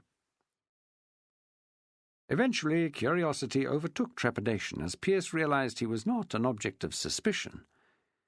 Quite possibly they thought him one of the privateers. If anyone looked at him, it was a passing glance rather than any form of deep inquiry, and his obligatory "Bonjour, citoyen" seemed good enough to allay any mistrust. It was a greeting he calculated would be safe, given the prevalence of tricolours in windows and on the hats of the citizenry. Clearly, Les Adrieux, unlike many parts of western France, was loyal to the Revolution. The two vessels lay at anchor in the midstream, confirming what he had suspected, that Berkeley had failed in his attempt to capture the privateer. Indeed, so unscathed did that ship look that Pearce wondered if the captain had even got near enough to make his planned assault. Close to, he could read the lettering on the counter, Mercedes and St. Malo. The Lady Harrington was in the same state in which the crew of HMS Brilliant had last seen her, with damaged bulwarks and shattered stern decoration. Neither ship was of much use to him, his examination being mere curiosity. His instructions were to look out for something big enough to take the stranded party, but not so big that they could not manage her. The rest of the boats in the river, or lying in the exposed mud of the low tide, were inshore fishing smacks with single masts, in no way big enough to hold a party of 7, nor to survive any sea that took them far from shore. Small rowboats, either tied up to a riverside bollard or scuttling about in the water, were of no use at all. The bigger boats, those belonging to the Indiaman and the Mercedes, of the same size as those he had hauled on and off HMS Brilliant, and perfect for the task, were tied up by their sides, out of reach, beyond the broad band of brown mud. A small knot of people had formed by one of the cables that attached the French ship to the shore, and though it was risky to get too close and chance a conversation, Pearce went to look, because between their legs he was sure he had seen a dash of red. The dead marine officer had lost half his head, and the other side was so damaged that it was unrecognizable. He lay flat on his back, legs splayed, the belt and breeches that had once been pipe-clayed so white now streaked dark brown with dried mud. The red coat was covered with dark stains, too, which made Pearce wonder, until one of the group, looking at the cadaver, sent a long streak of tobacco spit onto the corpse. That was followed by a casual kick, a grunt of "Cochon," before the man moved off to be replaced by another citizen ready to abuse a lifeless enemy. Pearce moved swiftly away himself, lest he be obliged to do likewise. The English voice exclaiming, "Poor bastard," almost stopped him in his tracks. The temptation to spin round and look was overwhelming, but had to be resisted, and Pearce waited until he was yards away before he risked a backward glance. Which of the men round the body had spoken? There was nothing to distinguish a Frenchman from a Briton. The solution lay in the lack of abuse, as a pair, nudged by a fellow wearing a tricolour cockade and carrying a pistol, moved away without delivering either spittle or a kick, looking sad rather than satisfied. Pearce, falling in behind, noticed the taller one of the pair had a pronounced limp, while the other had an empty sleeve. Wounded men? But not from Brilliant, because their faces were unfamiliar, which could mean they were from the Lady Harrington, part of the Indiaman's crew. Yet they passed the merchant ship without making any move to signal for a boat to go aboard, turning instead into an alley that led off the quay, then into several others, until Pearce was unsure in which direction they were finally headed. The sight of another armed guard holding a musket and sporting the obligatory tricolour slouched by a doorway made Pearce slip out of view, hiding in an angle where one building protruded further than another. He heard indistinct words exchanged, and the rattle of keys, the sound of a lock being eased, the creaking of an opening door, followed by slamming and relocking.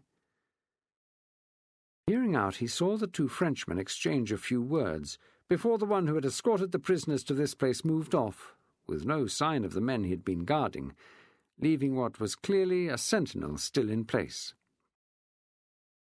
He was gone while the stationary Frenchman was still looking at his colleague's back, turning right and right again in the hope of coming to a point of contact at the rear.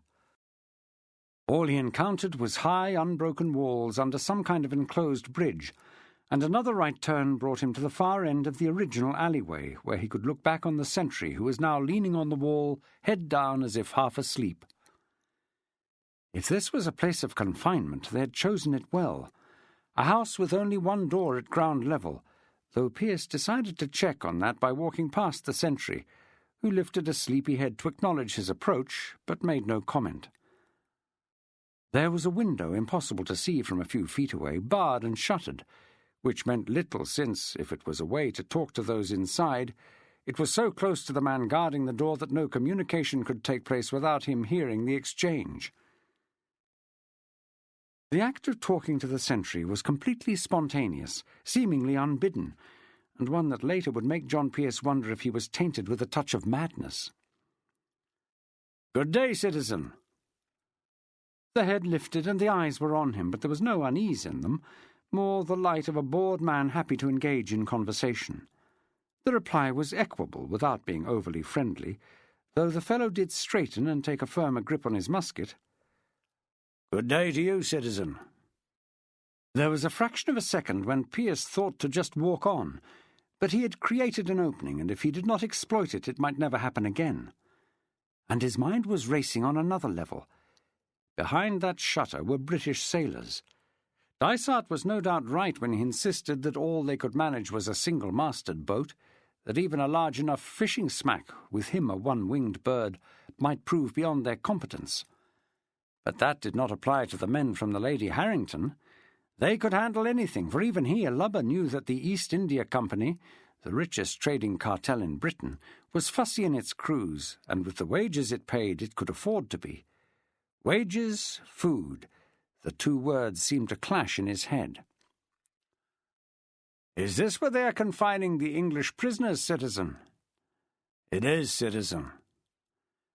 Pearce took 2 paces back, peering at the shuttered and barred window, suddenly assailed by less sanguine thoughts. These men were locked up and guarded, not very well guarded, but by an armed man nonetheless. He and the other survivors of Thrale's party would not only have to get them out of their confinement, but get them aboard a boat big enough to accommodate them all, something like the cutter he had come ashore in. Such a boat lay alongside the Lady Harrington, one that could get them back to England, and the men to sail it were feet away. "Are they being fed?" The sentry shrugged. "They brought some victuals with them when they came ashore." "Fresh food would be better. Who do I speak to about providing them grub?" "Search me, citizen," the sentry replied, to a fellow who was wondering from where those words had surfaced. It was the only thing he could think of, and seemed directly linked to his own lack of funds and his empty gut. It also sounded lame and stupid, though the sentry didn't seem to think so, which emboldened Pearce to keep going. "I was thinking to bid for it." "It won't be worth much, citizen. They're off to St. Malo as soon as that English pig and his warship clear the coast." Pearce grunted. "A little is a lot to a man who has next to nothing." "Where are you from?" the sentry asked, a trifle more animated in the way he looked Pearce up and down. That, since he had heard the local dialect, was a dreaded question, yet with only one answer, given the city where he had learnt his French. "Paris," Pearce said, which produced a look of deep inquisitiveness that invited explanation. Parisians were not popular outside their city. They were held to be rude and arrogant. That was something Pearce knew to be true himself, having suffered much from Parisian condescension, a trait that had nothing to do with revolutionary spirit. "Wanted to be a sailor until I found it was no life for a dog. Ran away, I did. Young and stupid then, citizen. Wiser and poorer these days, and likely to be scraping for want of employment. Now there's a war on, and few ships setting out because of the English blockade. Berths are hard to come by." Pearce cocked his thumb. "Any chance of a word?" That really brought the sentry upright. "A word?" "I speak a bit of theirs. Landed cargoes over the water in the Peace. Worked a few of their women as well, though they're smelly, ugly brutes." "They're not much different here, citizen, in case you ain't noticed," said the sentry with a bitter laugh. "I know, I live with one." Pearce lifted a hand, making a fist with his middle finger out as if to knock on the shutter. There was a long pause while the sentry thought about it, before he gave another shrug and resumed his leaning position against the wall, which allowed Pearce's heart, which had seemed to move up into his mouth, to return, pounding to where it belonged. The rap on the shutter echoed down the narrow alley, as did the creak as it opened, and Pearce found himself looking into a rubicund face with a pair of questioning, bright blue eyes and a long clay pipe clamped between the teeth. Having got this far on inspiration, Pearce had no idea how to proceed. He could hardly just address the fellow in fluent English. Even if the guard wouldn't understand a word, any ease with the language was bound to make him suspicious. So he asked lamely, "Parlez-vous français?" "No, mate." Pearce pointed at the man. "British?" Then at himself. "Friend?" The reply was sarcastic. "Why, that be right nice." "Shut that fucking window, Dusty. The drafters freezing my balls off." Pearce put a hand out to hold back the shutter in case the injunction was obeyed, turned his back full on the sentry, put his shoulder against the wall and whispered, "Don't shut it." "Oh, that—" The finger to the lips shut him up, and Pearce said, "HMS Brilliant." "You're having a laugh," the man cried, turning back into the room. "This arse claims to be one of those no-good buggers from that frigate." "Well, if he is, tell him to bugger off," came the reply from a different voice, "'cause he's done enough harm as it is, the useless sods." "I need to talk," Pearce insisted, with a jerk of the head back at the sentry. He followed that with a stream of louder, pleading French on the subject of poverty, before dropping his voice once more. "And he thinks I'm a frog." "Sounds like he has the right of it, mate." "You have to talk to me." "Talk? What about?" That made Pearce angry. "Anything, you dozy turd." That rubicund face went taut, and but for the bars on the window, Pearce might have found himself ducking away from a clout. But then the man he was talking to was pulled violently backwards, and there was another face at the bars, a more battered affair with a long nose, prominent cheekbones, and one tooth in the middle of a wide mouth. "He ain't no frogger talking like that." "Vous comprenez manger?" asked Pearce, loudly, making a very obvious gesture with his fingers to his mouth, before adding softly, "I'm supposed to be bidding for the job of feeding you." "Well, then you'd best go and see that tight-fisted mate that took over captaincy of our ship." Pearce just shrugged, which made One Tooth continue with a subject clearly close to his heart. "He's set himself up good and proper in the best tavern in the place, eating heartily and quaffing wine, while we're left to rot." "Dites-moi." "Tell me, just keep talking." "What's your game?" "You're prisoners, right?" No, mate, we's here on one of them sodding grand tours that rich folk take. Pearce put his hand up to silence the sarcasm before calling back over his shoulder. Il est très difficile, mon ami. Les Anglais sont des idiots, non? En particulier cet homme avec un seul don. Tous les Anglais, citoyens, sans exception, the sentry replied. Pearce looked at One Tooth, whom he had just insulted, listening to a tirade against the East Indiaman's mate, who, after the captain had suffered a seizure and died, had got them into this mess by failing to come up with the convoy. Captured, he had seemingly abandoned his crew to their fate while seeking favours for himself, using the dead captain's private ventures as a bribe. St. Malo was where these sailors would go, and to a future that, according to what Dysart had told him, even taking out the embellishment, was at the very least going to be damned unpleasant. Did these men share Dysart's view that captured British seamen were put to toil that could be best described as slavery? If they did, they would be desperate to escape. This lazy sod leaning against the wall must have the key to that door. Pearce had heard it open and close, and it was hardly likely that fellow who had brought them here carried it with him. It was simple. Clout the guard, open the door, free the crew of the Indiaman. And what then? How many are you?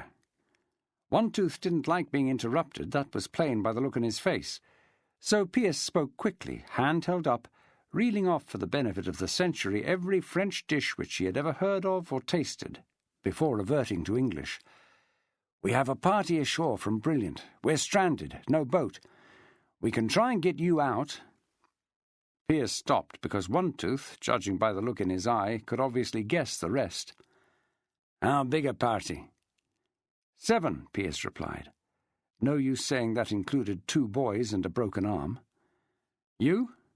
25. Wounded? I saw some wounded. 2. Not bad enough to leave. Coin? One Tooth demanded, rubbing thumb and forefinger together, to which Pearce shook his head. Wait. The babble of noise inside the room was silenced by a bark from One Tooth. Shut your gobs and listen. His voice dropped then, becoming too soft to overhear, so Pearce turned back and engaged the guard in conversation, the man being unaware that the question posed to him about how long he was on duty had nothing to do with sympathy and everything to do with trying to put together some form of plan. Pearce's mind was racing. Darkness would be best, and the tide, like last night, would be high. How to get his stranded party into the town without being seen, or at least arousing suspicion? Then they would have to free One Tooth and his mates. It would be a different guard from this one. Would he be as easy to fool? Could they gather any weapons? Froggy! One Tooth was back at the window, his hand cupped as he held it out through the bars. Money! Not French, said Pearce, looking at the small pile of shillings and sixpences in his hand, every one bearing the head of an English king. Makes no odds, mate. Take my word, they'll accept anything in a port as long as it's silver. A golden guinea is even better. Use it to buy grub, then come back here and see if that arse that's a gardener will let you inside. If we's to do out, we has to talk free. One Tooth, despite what Pearce had said earlier, was clearly no idiot. He was right about the money, too, though the silver was not taken without being tested with a strong tooth and some murmuring, for he was obliged, because of those same coins, to lie about who he was, where he was from, and for whom he was buying. The idea of British prisoners eating at all was bad enough, when, he was repeatedly informed, no fisherman dared go far out on what was a good day because that damned frigate was still in the offing. The notion that some shit from Paris, and an impatient one at that, who ate almost as much as he purchased, was earning out of it, was worse. Pearce was as rude as anyone from the capital would have been, because time was not on his side. He bought, for prices that were an outrage, bread, cheese, some cooked fish and cider, taking, when any change was proffered, the useless paper assignats that were the debased currency of revolutionary France. Pearce listened, too, and in doing so overheard several different versions of what had happened the night before, some too overly fantastic to be true. But the depth of Barclay's failure was obvious. His enemies had been waiting for him, and had given les Rosbifs un nez songe. The locals were proud that the little bastion that protected the anchorage, manned by their own citizens, had repulsed the English, unaware that taking the place had never figured in Berkeley's plan. The crew of the Mercedes won less praise, probably because they were strangers, the general opinion being that if the locals had not stood firm, then the result might have been different. Still, there was some pride that a Breton crew had bested the English, though the number of related British dead was many more than had tried to cut out the privateer. But the possibility existed, as Pearce listened to the reprise of every shot and cut from axe or cutlass, that not one of the main raiding party had got away alive. Against that, there was only that one dead Marine still laid out on the dockside, a magnet for more degradation, flies, and scruffy-looking dogs that would have fed on him if they'd been allowed. He made his way back to that alley, laden with food, doubts, and images of a boat full of dead men drifting out to sea. He arrived back while the sentry he had spoken to would, according to his own reckoning, still be there. It took a silver shilling to get inside, where he found that One Tooth, along with his mates, had not wasted any time either. "You've got to get clear before they change the guard," One Tooth insisted, grabbing the food. "Tide'll be high when it's dark. Don't know the exact time. But if we's to get our ship out of here—" "Ship? I was thinking of the boats." "If you want to try and get clear in a boat, you're welcome to try, mate. That'd be some of the worst water in creation out there. No place for out but a deep hull. The fall of the tide is fierce and sets up a right strong current, so as long as the wind ain't dead foul and blowing a gale, we can drift out." Pearce still could not believe he was hearing right. "You want to take back the Lady Harrington?" One Tooth grinned, making the single molar even more stark. "One in the eye for them frog bastards and our mate and all." "And where would you sail her if you did?" "Why, back to England, you stupid arse. Where else?" "Can you do that? I mean the navigation and all?" "Ain't hard, mate. All we has to do is set a course straight north, and we will run into the coast of England." Pearce was shaking his head, as One Tooth babbled on, making what seemed impossible sound as simple as tossing a coin. The prospect was tempting. The solution to his whole dilemma of getting both his whole party and himself away made even more sound. A ship instead of a boat. "I would not want to meet our ship." "Neither, mate, would I. King's ships is to be avoided, lest you be in a convoy."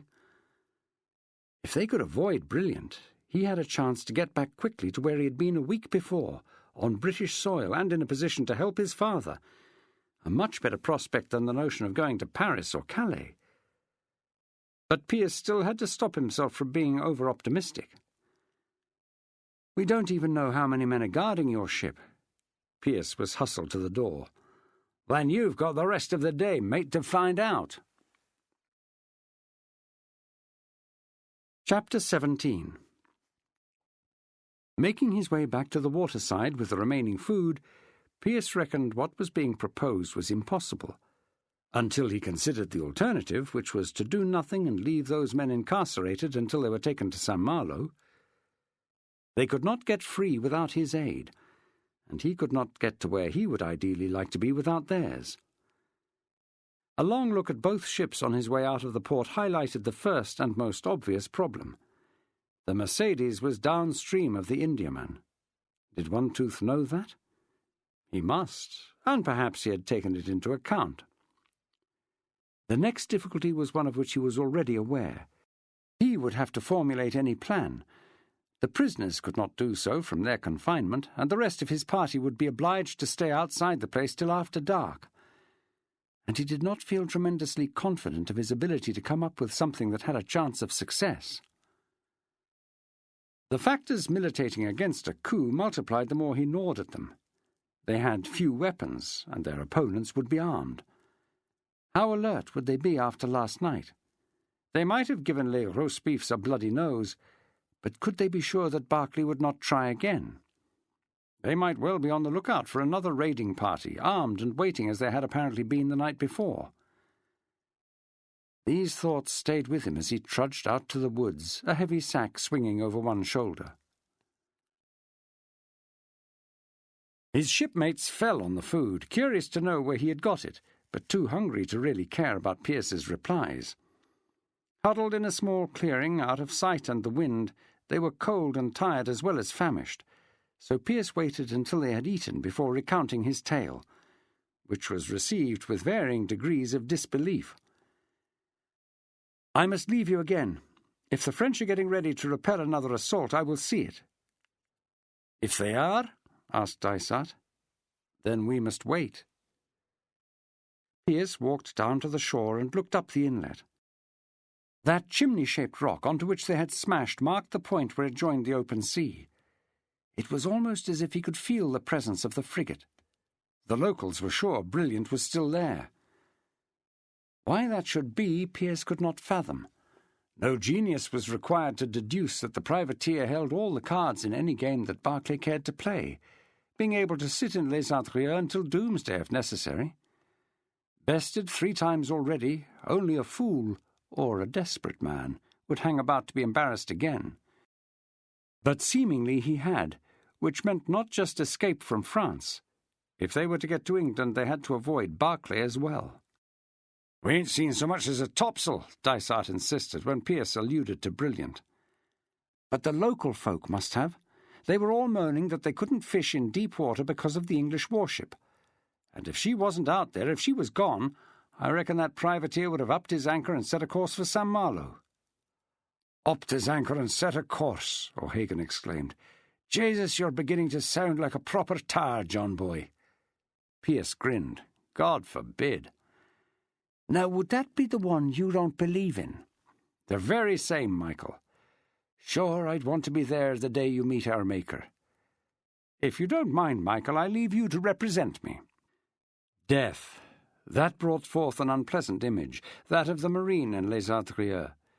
If this went wrong, it would be his body they were kicking and spitting at, be it dead inert meat or the repository of a soul. "I might have to find some faith, Michael. What I am proposing we do will require divine intervention." "Let me do the asking," O'Hagan replied, putting an arm round Pearce's shoulders. "Sure, I've had more practice, and I don't doubt more need." There was a lot to sort out, and Pearce worried that he had failed to think of everything. They needed an easy rendezvous, because he would be coming for them after dark. What weapons did they have? Apart from his knife, only what they had salvaged from the beach. Then he remembered the barrel of gunpowder that had helped Charlie Taverner and Rufus to get ashore, which they had left behind at that spot because it was too much trouble to carry. That led to an argument about who should go back and fetch it, solved by Michael saying that he would rather be busy and about some task than sitting on his arse all day with these miserable sods. Surprisingly, Martin Dent, with an embarrassed look at Pearce, offered to accompany him. The boy was mellowing. The rest Pearce set to fashioning clubs from the ample deadwood that lay all around, with the caveat that they must be careful and stay out of sight.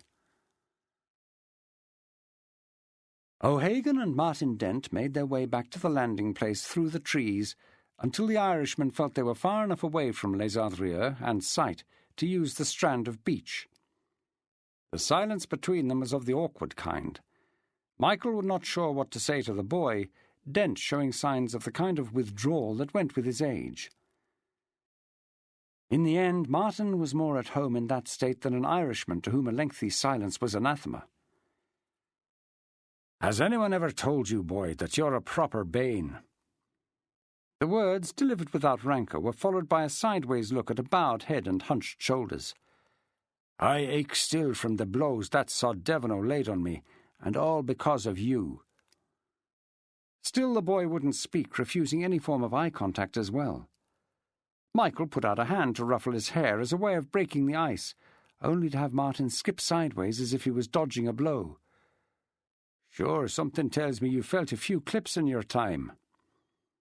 Martin shrugged as he bent down to lift a large stone and throw it into the calm, undisturbed water of the inlet, creating a huge splash that sent ripples streaming out for 20 feet. "Perhaps not all of them were deserved, though I take leave to doubt it the way you carry on. We talked about chucking you over the side at our table. The whole mess was in favour bar 2. That got Martin's attention, not a look, but a distinct stiffening of the shoulders. And would you be after believing? John Pearce said no to that idea. Odd that, since you was so bent on doing him in. Saved your life too, though only the Holy Mother knows why. Michael's voice hardened. Which I hope he don't live to regret. Finally goaded to reply, Martin's voice was muffled by his chin being on his chest. I ain't going to say sorry if that's what you's asking. Not even for the soul of poor old Abel Scrivens, who would have done you no harm. Michael laid a hand on the boy's shoulder with just enough force to stop him, and he turned his head, albeit with his chin still on his chest. For he was the other one who said no to dropping you in the drink. Martin's reply was spirited, like that of someone wrongly accused, and with a direct stare to support it. That were a mistake. I don't doubt it, boy. Trouble is, old Abel ain't here to forgive you.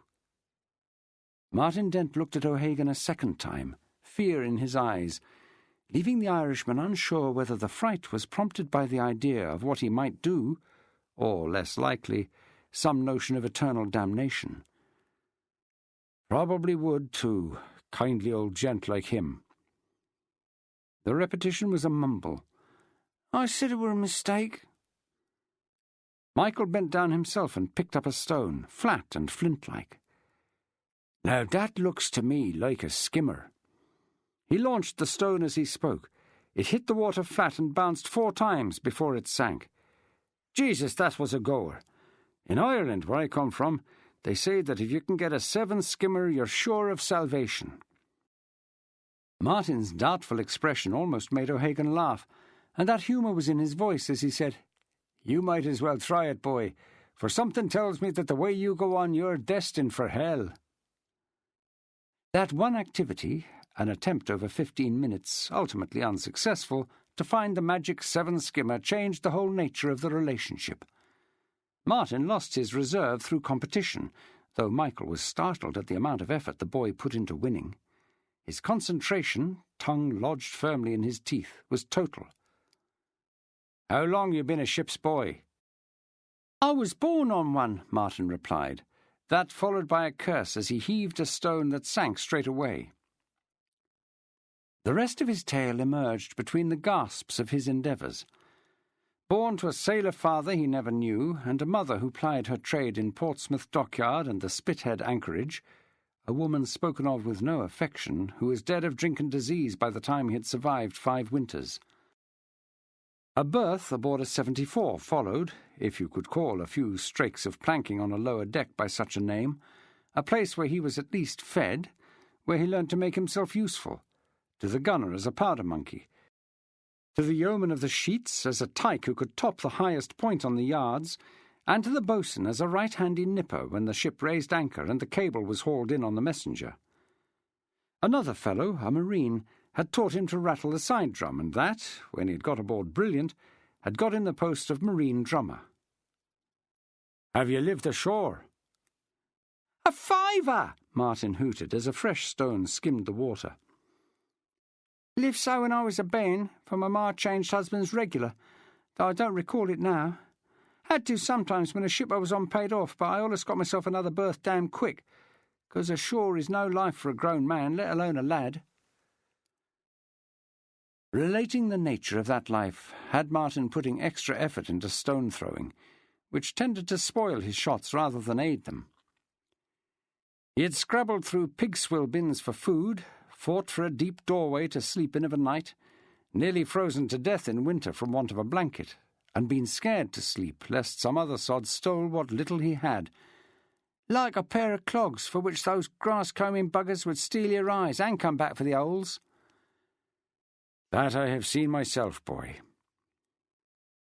Martin Dent stopped suddenly, arm raised for another throw. Have you ever thrown a 7 skimmer? Michael laughed and shook his head. Never, boyo. So when you get to hell, like as not, I'll be waiting there for you, fists raised to give you the hiding I cannot for your size give you now. It won't be so easy, mate, Martin insisted with the bravado of youth. I'll be a grown man and a match for the likes of you. Maybe you will be a handful at that. O'Hagan put an arm on the boy's shoulder, this time without engendering alarm. Enough of this. You and I best be on our way to get that gunpowder, or the others will reckon us taken." Martin Dent grinned then, which lit up his urchin face. "Happen they'll reckon I've done you in." End of CD 12.